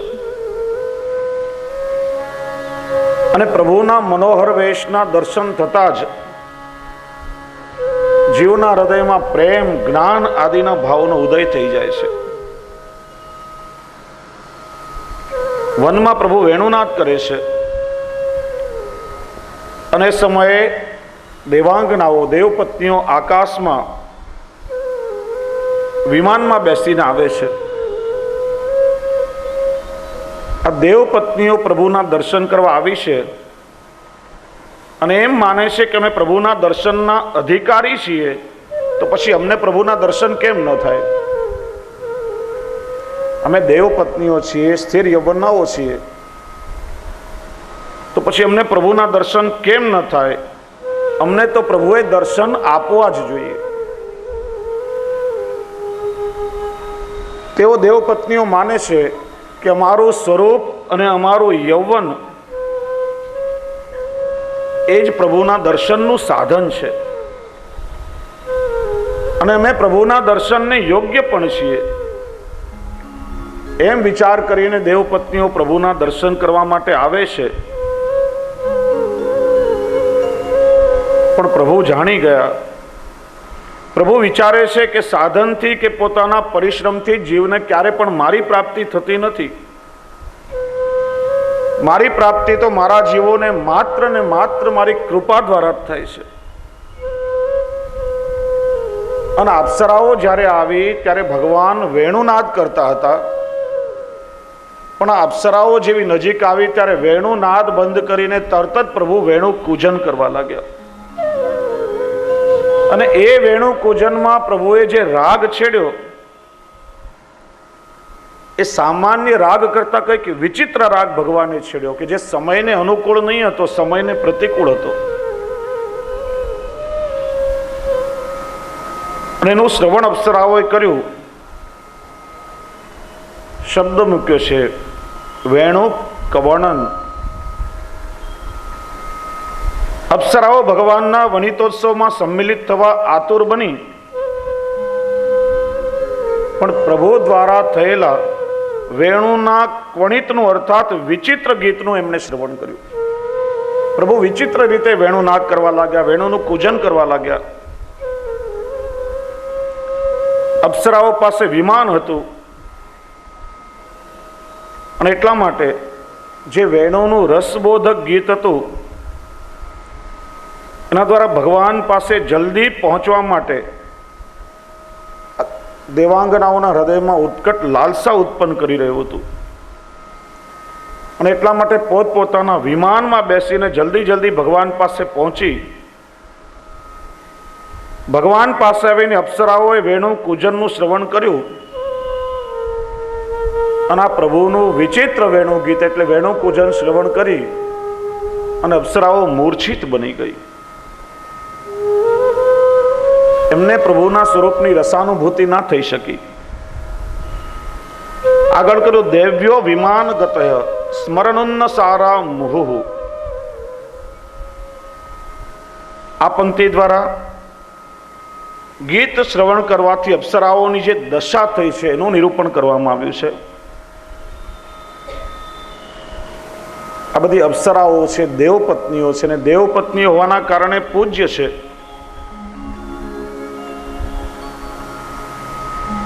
માનવીના જીવનમાં સુખ અને દુઃખ બંને આવે છે. માણસને સુખની પ્રાપ્તિ પણ થાય છે અને દુઃખ પણ સહન કરવું પડે છે. પણ આ દેવપત્નીઓ બધી દેવતા રૂપ છે, એટલા માટે દુઃખ સહન કરવું તો એમના સ્વભાવમાં છે જ નહીં. અને એટલા માટે વિમાનમાં બેસીને જ ગમન કરે છે. અને વિમાનમાં બેસીને ગમન કરવાના કારણે ભૂમિ ઉપર દેવપત્નીઓ ભગવાન પાસે આવી શકતી નથી. સત્વગુણ સંપન્ન છે, તેથી એમનામાં કામોદય પણ અસંભવ છે. દેવપત્નીઓ ક્યારે પણ વિવેક ભ્રષ્ટ તો થાય જ નહીં. અને આ બધો ગુણો હોવા છતાં સ્મરવેગથી એમનું ચિત્ત વિક્ષિપ્ત બની ગયું. કહેવાય છે ને કે માણસના દેહ અને ઇન્દ્રિયો કરતાં મન વધારે બળવાન હોય છે. મન જો વિચલિત થઈ જાય તો દેહ અને ઇન્દ્રિયોને પણ વિચલિત કરી શકે. અને મનોબળ જો દ્રઢ હોય તો દેહ ઇન્દ્રિય પણ વિચલિત થતા નથી. દેવપત્નીઓ હોવા છતાં પણ દેવાંગનાઓનું બલિષ્ઠ મન કામોદ્રેકથી અત્યંત અસંયત થઈ ગયું અને વખતે એમનો વિવેક પણ નષ્ટ થઈ ગયો. આ બધું થવાનું કારણ ઠાકોરજીની ઈચ્છા અને પ્રભુનો પ્રમેય બલ જ છે. કારણ કે ઠાકોરજીને જ એ બધું અભિપ્રેત હતું, પ્રભુની જ એવી ઈચ્છા હતી. શ્રી મહાપ્રભુજી સુબોધનીજીમાં સમજાવે છે કે વાસ્તવમાં જે જીવોની ભગવત સેવામાં કોઈ ઉપયોગિતા હોતી નથી એ જીવોને ક્યારે પણ પ્રભુના સ્વરૂપનો રસાનુભવ થતો જ નથી. જે જીવો ભગવદ સેવામાં ઉપયોગી હોય છે એ જીવોને પ્રભુના સ્વરૂપનો રસાનુભવ થાય છે. અને સેવામાં જે અનુપયોગી જીવો હોય, જે ભગવત સેવામાં ઉપયોગી હોતા નથી, એ ભગવદ રસથી હંમેશા વંચિત જ રહેતા હોય છે. અને એટલા માટે આજે અપ્સરાઓની પણ અહીંયા આવી દશા થઈ છે. અપ્સરાઓ આવી હતી પ્રભુને મળવા માટે, પણ પ્રભુ સાથે મિલનની એમની મનોકામના અસફળ રહી, પૂર્ણ થઈ શકી નથી. પ્રભુની પ્રાપ્તિમાં એમનો જે અંતરાય થયો એનું કારણ શ્રી મહાપ્રભુજી બતાવે છે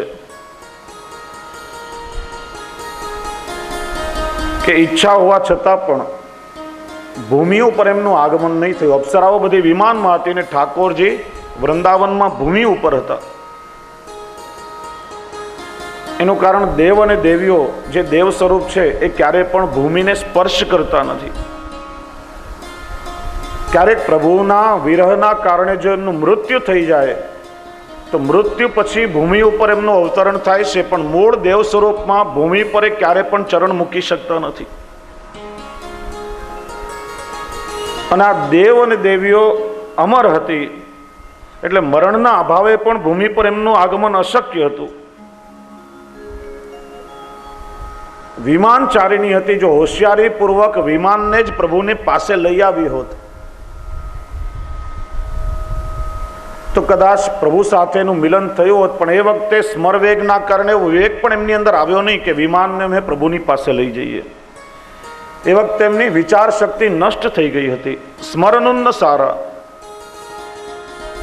કારણ કે માનવીની અંદર કામનો જ્યારે અતિરેક થાય ત્યારે કામથી આર્ત એવો પ્રાણી મંદ બુદ્ધિ બને છે. કામાર્તા હિ પ્રકૃતિ કૃપણા. આમ ભૂમિ પર સ્વતઃ ન આવી શકવામાં 3 કારણો હતા. ત્યાર પછી જે બન્યું તેનું નિરૂપણ આગળ કરે છે કે મોહુ, આ દેવાંગનાઓ મોહિત થઈ ગઈ. અને આ મોહ કેવળ અંતઃકરણમાં ન થયો, પણ એમના સર્વત્ર દેહમાં થયો છે. શ્રી મહાપ્રભુજી આજ્ઞા કરે છે કે એમને માત્ર દૈહિક મૂર્છા નહીં, પણ માનસિક મૂર્છા પણ આવી. અને ત્યાં આવવાનો જેમનો ઉદ્દેશ હતો એ ભગવત દર્શનના ઉદ્દેશને પણ ભૂલી ગઈ અને મૂર્છિત થઈને ઢળી પડી.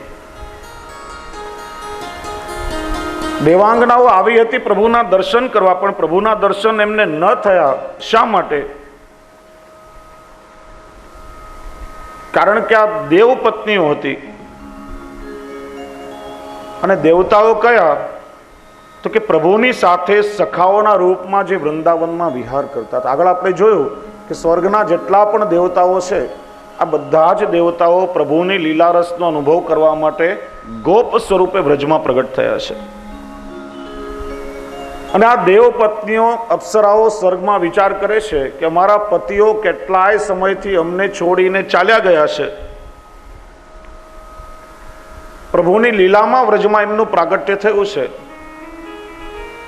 તો અમે અમારા પતિઓને મળતા આવીએ, જે ગોપ બાળકો સ્વરૂપ છે, કે એમની શું સ્થિતિ છે, ને સાથે સાથે અમને પ્રભુનું દર્શન થઈ જાય. જો વૈષ્ણવો, આપણે લોકો પણ ઘણી વાર એવું કરીએ છીએ.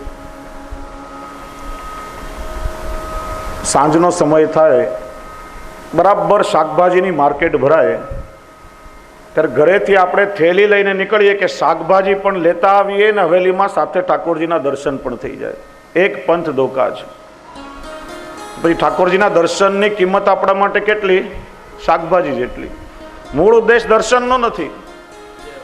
મૂળ હેતુ આપણો બજારમાંથી શાકભાજી લેવાનો છે, અને પ્રભુના દર્શનને આપણે ગૌણ બનાવી દીધું. એટલા માટે ઠાકોરજીની સ્વરૂપાનુભૂતિથી આપણે હંમેશા વંચિત રહીએ છીએ. શ્રી મહાપ્રભુજી સમજાવે છે કે દેવાંગનાઓનો મૂળ હેતુ ભગવત દર્શન નથી. એ આવી હતી તો પોતાના પતિઓને મળવા માટે, કે અમારા પતિઓ ઘણા સમયથી ચાલ્યા ગયા છે, એમને અમે જોતા આવીએ અને સાથે સાથે પ્રભુના દર્શન થઈ જાય. એટલા માટે ભગવદ રસથી આ દેવ પત્નીઓ વંચિત રહી ગઈ છે. અને આપણે શાકભાજી લેવા જઈએ અને પછી સાથે ઠાકોરજીના દર્શન કરવા માટેનો હેતુ ગૌણ બની જાય. અને તમારો અનુભવ હશે કે દર્શનમાં પછી એવા ધક્કા પણ વાગે ને કે એક ધક્કામાં આપણે બીજા દરવાજાથી બહાર નીકળી જઈએ. પ્રભુના દર્શનથી પણ વંચિત રહી જવાય. આજકાલ વધારે પડતું એવું જ જોવામાં આવે છે કે ઠાકોરજીની સેવા અને ઠાકોરજીના દર્શન ગૌણ બની જાય છે, એની સાથે બીજી ક્રિયાઓને આપણે વધારે મહત્વ આપીએ છીએ. હંમેશા ભગવત સ્વરૂપની જ મુખ્યતા હોવી જોઈએ. ભગવત દર્શનનું ધ્યેય લઈને તમે જો જાઓ, તમારા અંતરમાં જો પ્રભુના દર્શન કરવાની તાલાવેલી લાગેલી હોય, પ્રભુના દર્શનની વિરહારતી જ્યારે મનમાં જાગે, અને એવા વિશુદ્ધ હૃદયથી તમે જો પ્રભુના દર્શન કરવા જાઓ, અને કદાચ માનો કે હવેલીમાં દર્શનનો ટેરો આવી ગયો હોય, અને એ વખતે જો પ્રભુના દર્શનની આરતી અંતરમાં થાય, તો પ્રભુથી પણ ન રહેવાય. ઠાકોરજી તમારા ઘરે તમને દર્શન દેવા પણ આપણો હેતુ જ્યાં બદલાઈ જાય, પ્રભુના પ્રભુના દર્શનને ઘણું બનાવી દેવાય તો ગમે તેટલો તમે નિર્કાર કરો અને પ્રભુની રસાનુભૂતિ ક્યારે નહીં થાય. કેટલાય પ્રસંગો આપણે ત્યાં વાર્તા સાહિત્યમાં વાવે છે અને એટલા માટે ભગવત દર્શનનો ભાવ દેવાંગનાઓનો ગૌણ હતો અને એટલા માટે પ્રભુએ એમને દર્શન આપ્યા નહીં અને કેવલ વેણુ પૂજનનું શ્રવણ કરીને જ એમની આવી દશા વિચિત્ર થઈ ગઈ છે. જે પ્રભુની પાસે મદ લઈને આવે છે ને એની બરાબર પરીક્ષા પ્રભુ કરતા હોય છે. ઠાકોરજીને મદ ક્યારે પણ ગમતો નથી. આ વેણુ ગીત પછી ઠાકોરજીએ લઘુરાસ કર્યો અને લઘુરાસ પછી ગોપીઓના અંદર જે મદ આવ્યો ને સૌભાગ્ય મદ થયો. તાસામ તત્ સૌભાગ્ય મદમ વીક્ષમાનંચ કેશવમ. અને સૌભાગ્ય મદ થવાના કારણે પણ પ્રભુ અંતર્ધાન થઈ ગયા છે. જીવના હૃદયમાં જ્યારે મદ આવે ને કે હું કંઈક છું, મારા વગર પ્રભુને નહીં ચાલે, આપણને પણ ઘણી વાર એવું મનમાં થાય. આપણા ગુરુદેવને ત્યાં સેવા કરતા હોઈએ કે ઠાકોરજીની કોઈ સેવામાં આપણે હોઈએ ત્યારે મનમાં એવું થાય આપણને ક્યારેક કે પ્રભુ મોટા કે પ્રભુની જેને જરૂર પડે છે એવા અમે મોટા. જો અમારા વગર તો પ્રભુને ચાલે જ નહીં. એવો મદ જ્યારે આવે ને ત્યારે ઠાકોરજી ક્ષણ માત્રમાં જીવને પોતાનાથી દૂર કરી દે છે. ગોવિંદદાસ ભલ્લાની વાર્તામાં આગળ આપણે શ્રવણ કર્યું કે ગોવિંદદાસ ભલ્લા શ્રીજી બાવાની બહુ સુંદર સેવા કરે. ગિરિરાજજી પર શ્રીજી બાવાનું મંદિર, મોટી મોટી જલની ગાગરો ભરીને લાવે. એ વખતે નળ કે પાઇપલાઇનની વ્યવસ્થા નહીં હતી. શ્રી ગિરિરાજજી પરથી નીચે ઉતરીને જવું પડે. જળાશયમાંથી જલ ભરીને લાવે. શ્રીજી બાવાના બધા પાત્રો માંજે, આખું મંદિર ખાસા કરે. કેટલી વખત ઉપરથી ચડ ઉતર થાય ગિરિરાજજી પર. બહુ સુંદર સેવા કરે. પણ આ બધી સેવા કર્યા પછી એક વાક્ય એવું બોલે કે કરેલી સેવા પર જથ્થાબંધ પાણી ફેરવી દે. ગોવિંદદાસ ભલ્લા કહેતા કે છે કોઈ એવું છે મારા જેવી સેવા કરે? જુઓ હું કેટલી સુંદર સેવા કરું છું, તમારામાંથી કોણ છે જે મારા જેવી સેવા કરે?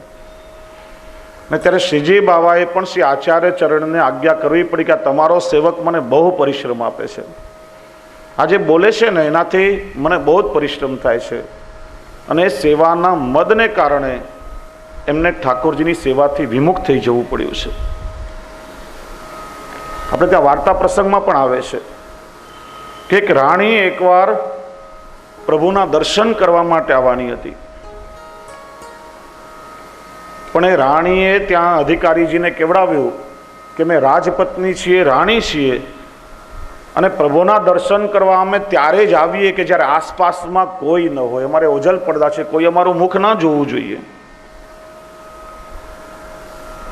બધા જ દ્વાર બંધ કરી દેવાના અને ત્યાં જે કોઈ પણ વ્યક્તિ હોય ઠાકોરજીના સેવક ટહેલવા એ બધાને પણ ત્યાંથી બહાર મોકલી દેવાના. પછી જ અમે પ્રભુના દર્શન કરવા આવી શકીએ. અને પછી જે પ્રમાણે રાણીએ કેવડાવ્યું હતું એ પ્રમાણે બધી વ્યવસ્થા થઈ.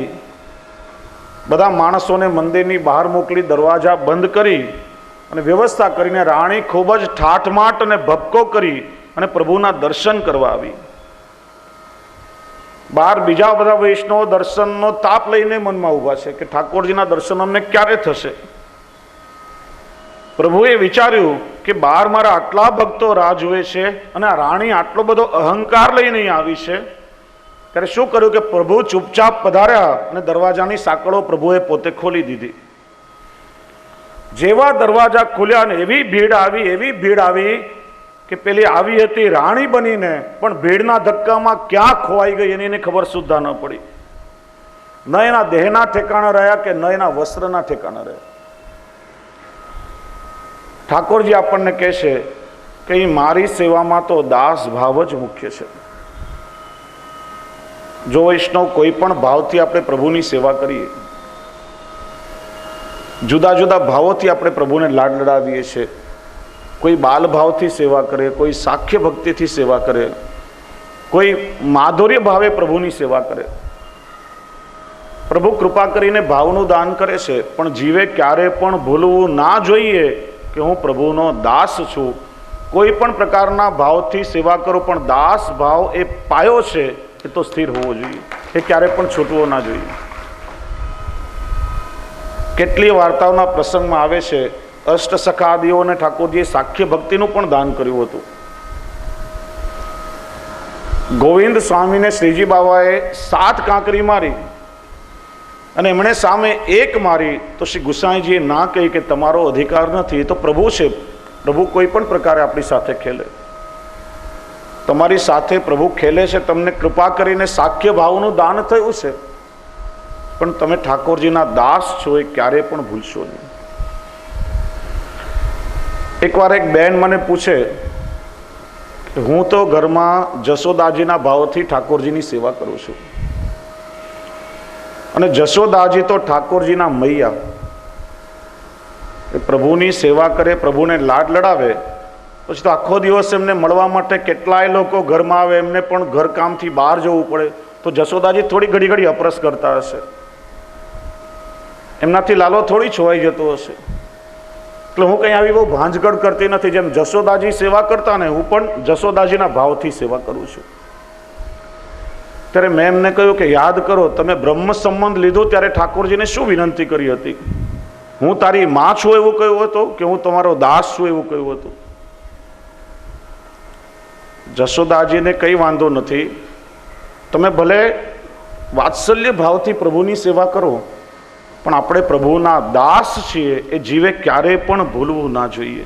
પુષ્ટિ માર્ગમાં દાસ ભાવ એ પાયાનો ભાવ છે. અને એટલા માટે ઠાકોરજી શું કહે છે કે પ્રભુ કહે છે કે જે મારો દાસ એ મારો હંમેશા ખાસ, અને જે મારા દાસનો દાસ એ હંમેશા મારી પાસ. દાસ તો પ્રભુને પ્રસન્ન છે, પણ ઠાકોરજીને દાસના દાસ અત્યંત પ્રિય છે. પ્રભુનું દાસત્વ પ્રભુની કૃપાથી મળે, પણ એ પુષ્ટિ માર્ગમાં તો દાસાનું દાસત્વની ભાવના જ મુખ્ય છે. દાસાનું દાસ એટલે શું, કોઈ કહેશો? ઘણી વાર ચર્ચા થઈ છે. દાસાનું દાસ કોને કહેવાય? એટલે બધા ખાલી સાંભળીને જ જાઓ છો અહીંથી બસ? શિક્ષાપત્રમાં પણ ચર્ચા થઈ હતી, વિવેક ધૈર્યાશ્રયમાં પણ થઈ હતી. દાસ અનુદાસ ત્રીજી પેઢી છે. દાસત્વ તો વ્રજભક્તોને ગોપીજનોને પ્રાપ્ત થયું. એમનું અનુસરણ કરનારા 84,252 ભગવદીય વૈષ્ણવો, અને એમનું પણ દાસત્વ પ્રાપ્ત થાય ને તો પણ આપણે કૃતકૃત્ય થઈ જઈએ. અને એ જીવ ઠાકોરજીને અત્યંત પ્રિય છે. ત્રીજી પેઢી દાસ અનુદાસ, અને એનો ઠાકોરજી પહેલા કૃપા કરીને ઉદ્ધાર કરે છે. તમે જો ગજેન્દ્ર મોક્ષની કથામાં આવે છે કે મદમસ્ત હાથી સરોવરના જલમાં પાણી પીવા માટે જાય છે, સ્નાન કરે છે, જલક્રીડા કરે છે.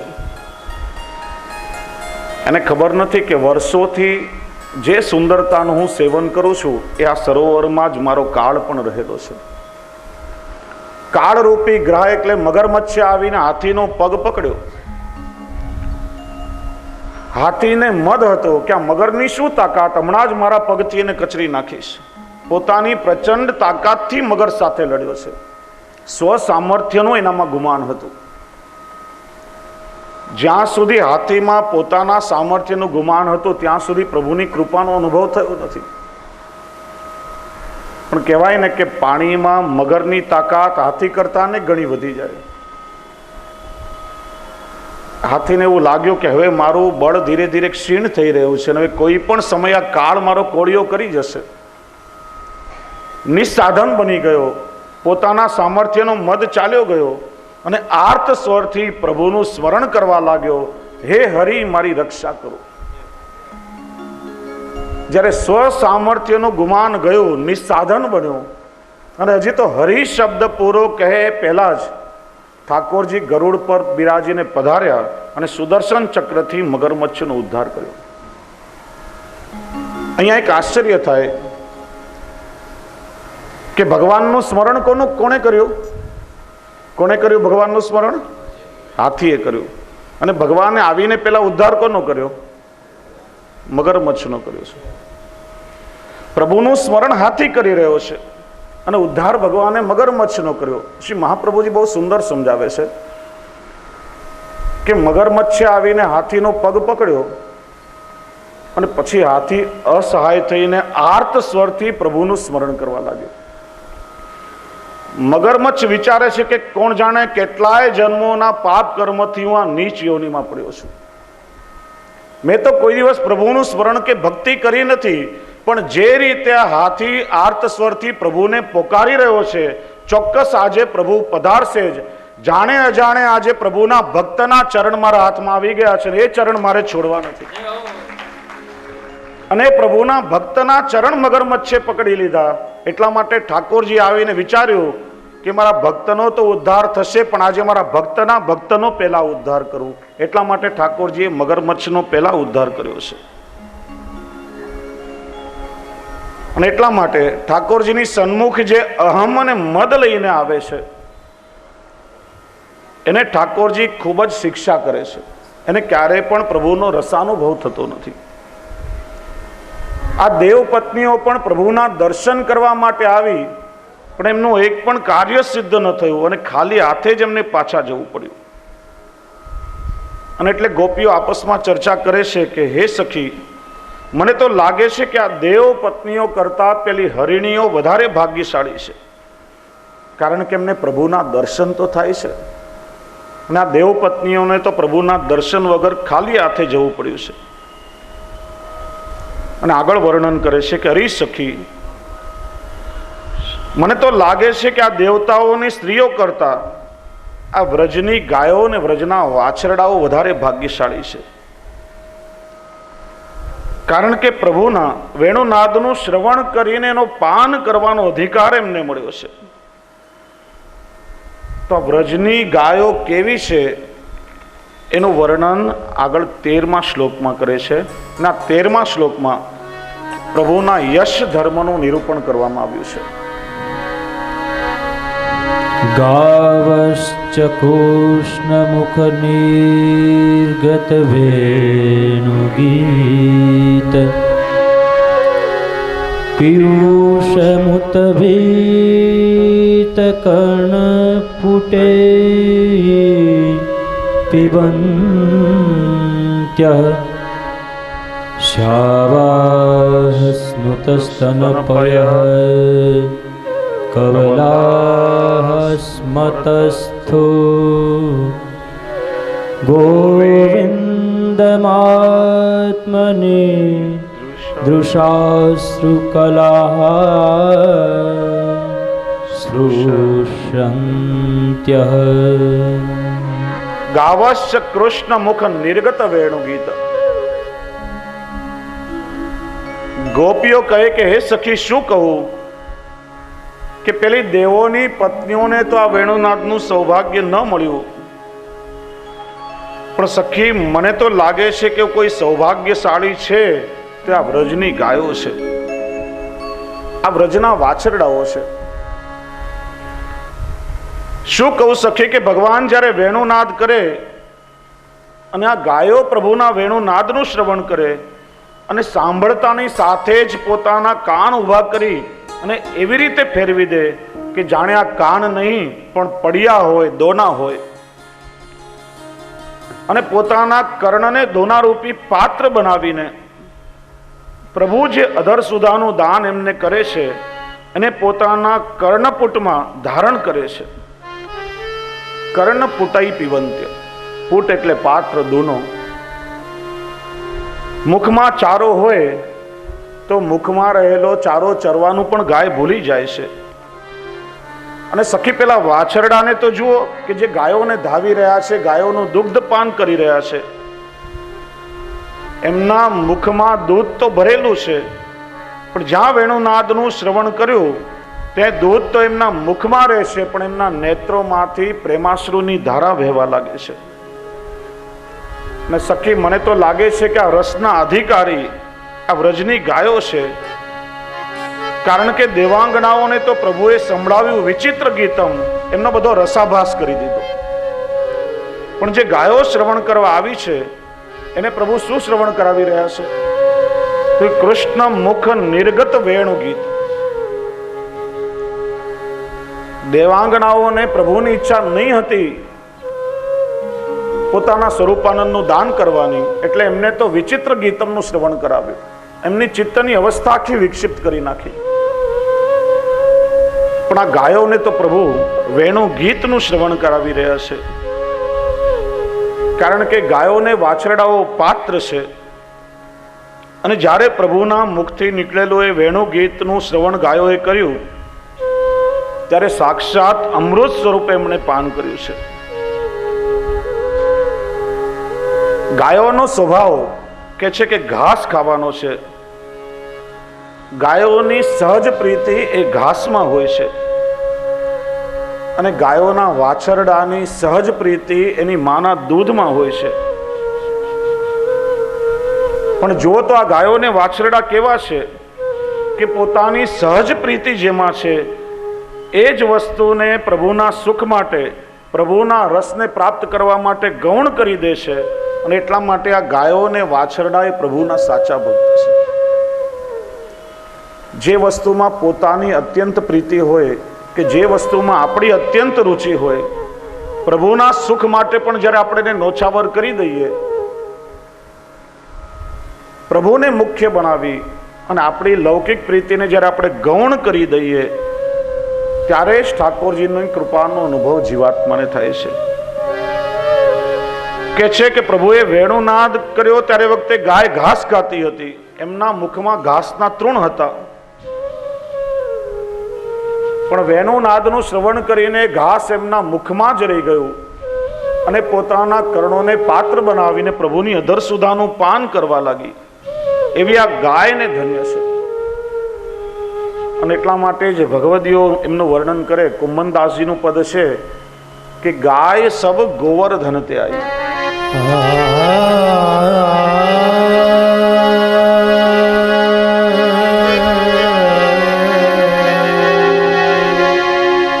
गोवर्धन ते आई गाय सब गोवर्धन ते आई बछड़ा चरावत श्री नंदनंदन बछड़ा चरावत श्री नंदनंदन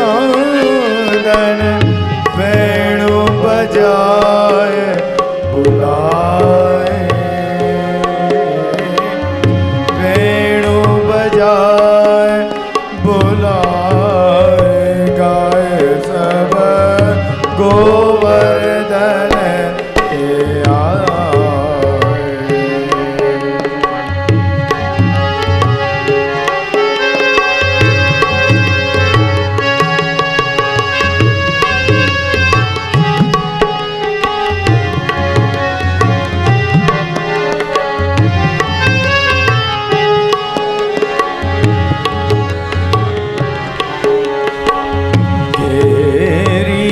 धीरत गोप बालक पे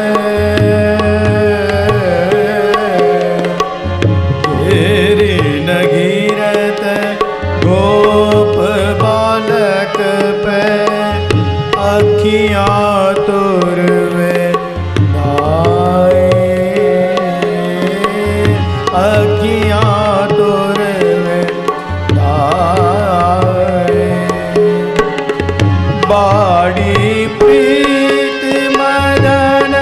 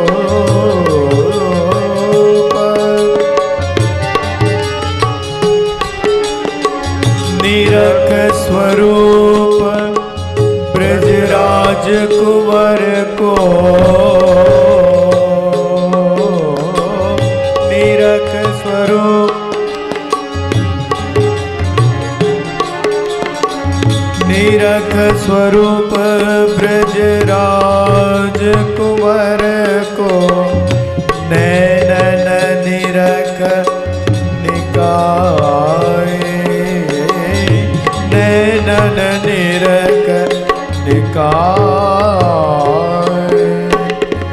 कुंभन दास प्रभु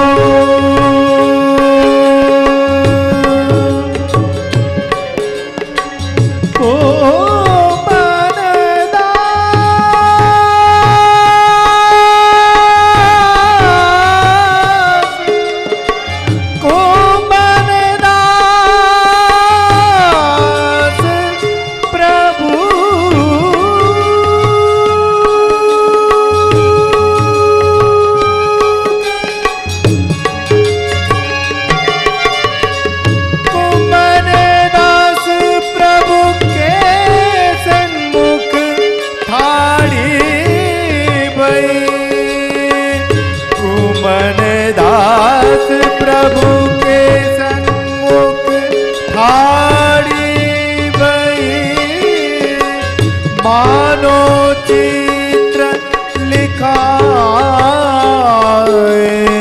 मानो चित्र लिखाए गाय सब गोवर्धन के आए गाय सब गोवर्धन ते आई गाय सब गोवर्धन ते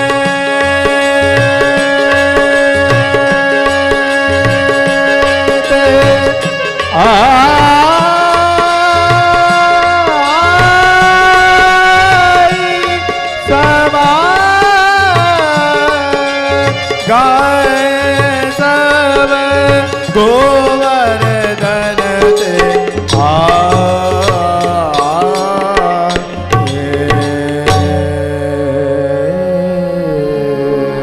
ગાય સબ ગોવર્ધન તે आई।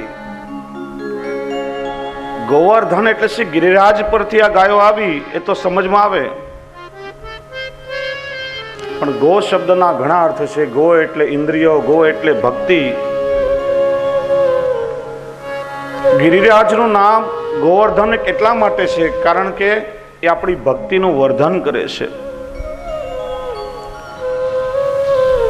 ગિરિરાજ એ ભક્તિનું શિખર છે અને એટલા માટે પ્રેમના શિખરને સર કરીને આવેલી આ ગાયો છે। અને કહેવાય કે જેણે પ્રેમનું શિખર સર કર્યું હોય ને એ જ પ્રભુના અધરામૃતને ઝીલી શકે, બાકી કોઈનું સામર્થ્ય નથી। અને વાસ્તવમાં પ્રભુ વેણુનાદ કરે ત્યારે ગાયો કેવી રીતે શ્રવણ કરે,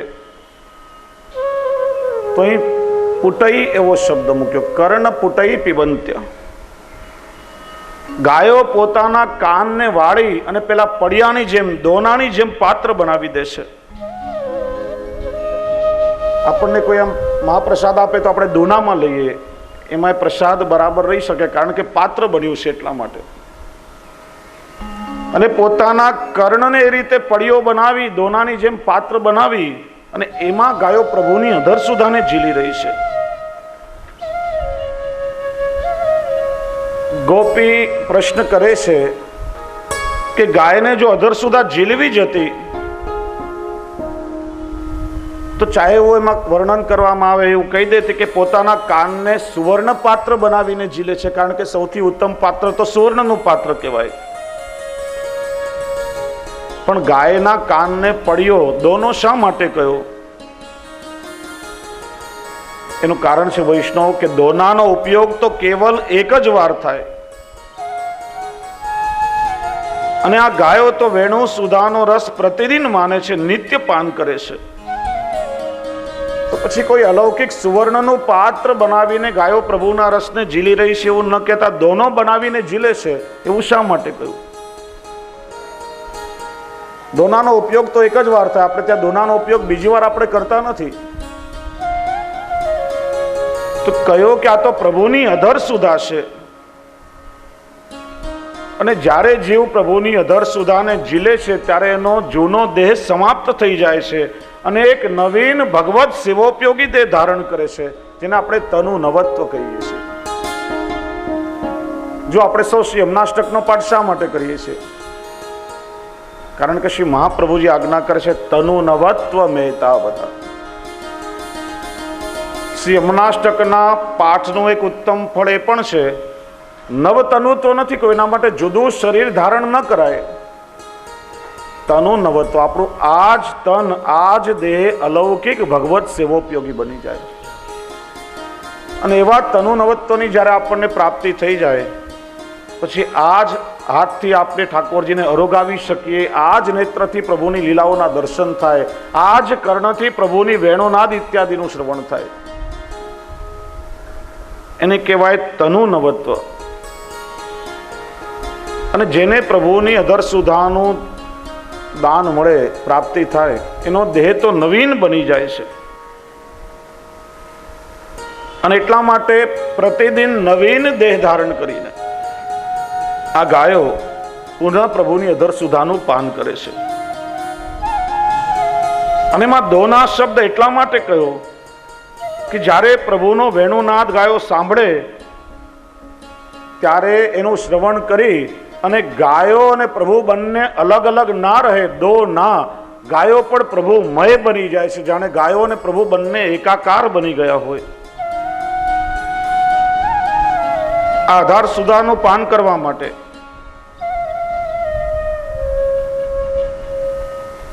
કહે છે કે જીવ જ્યારે સૌભાગ્યશાળી બને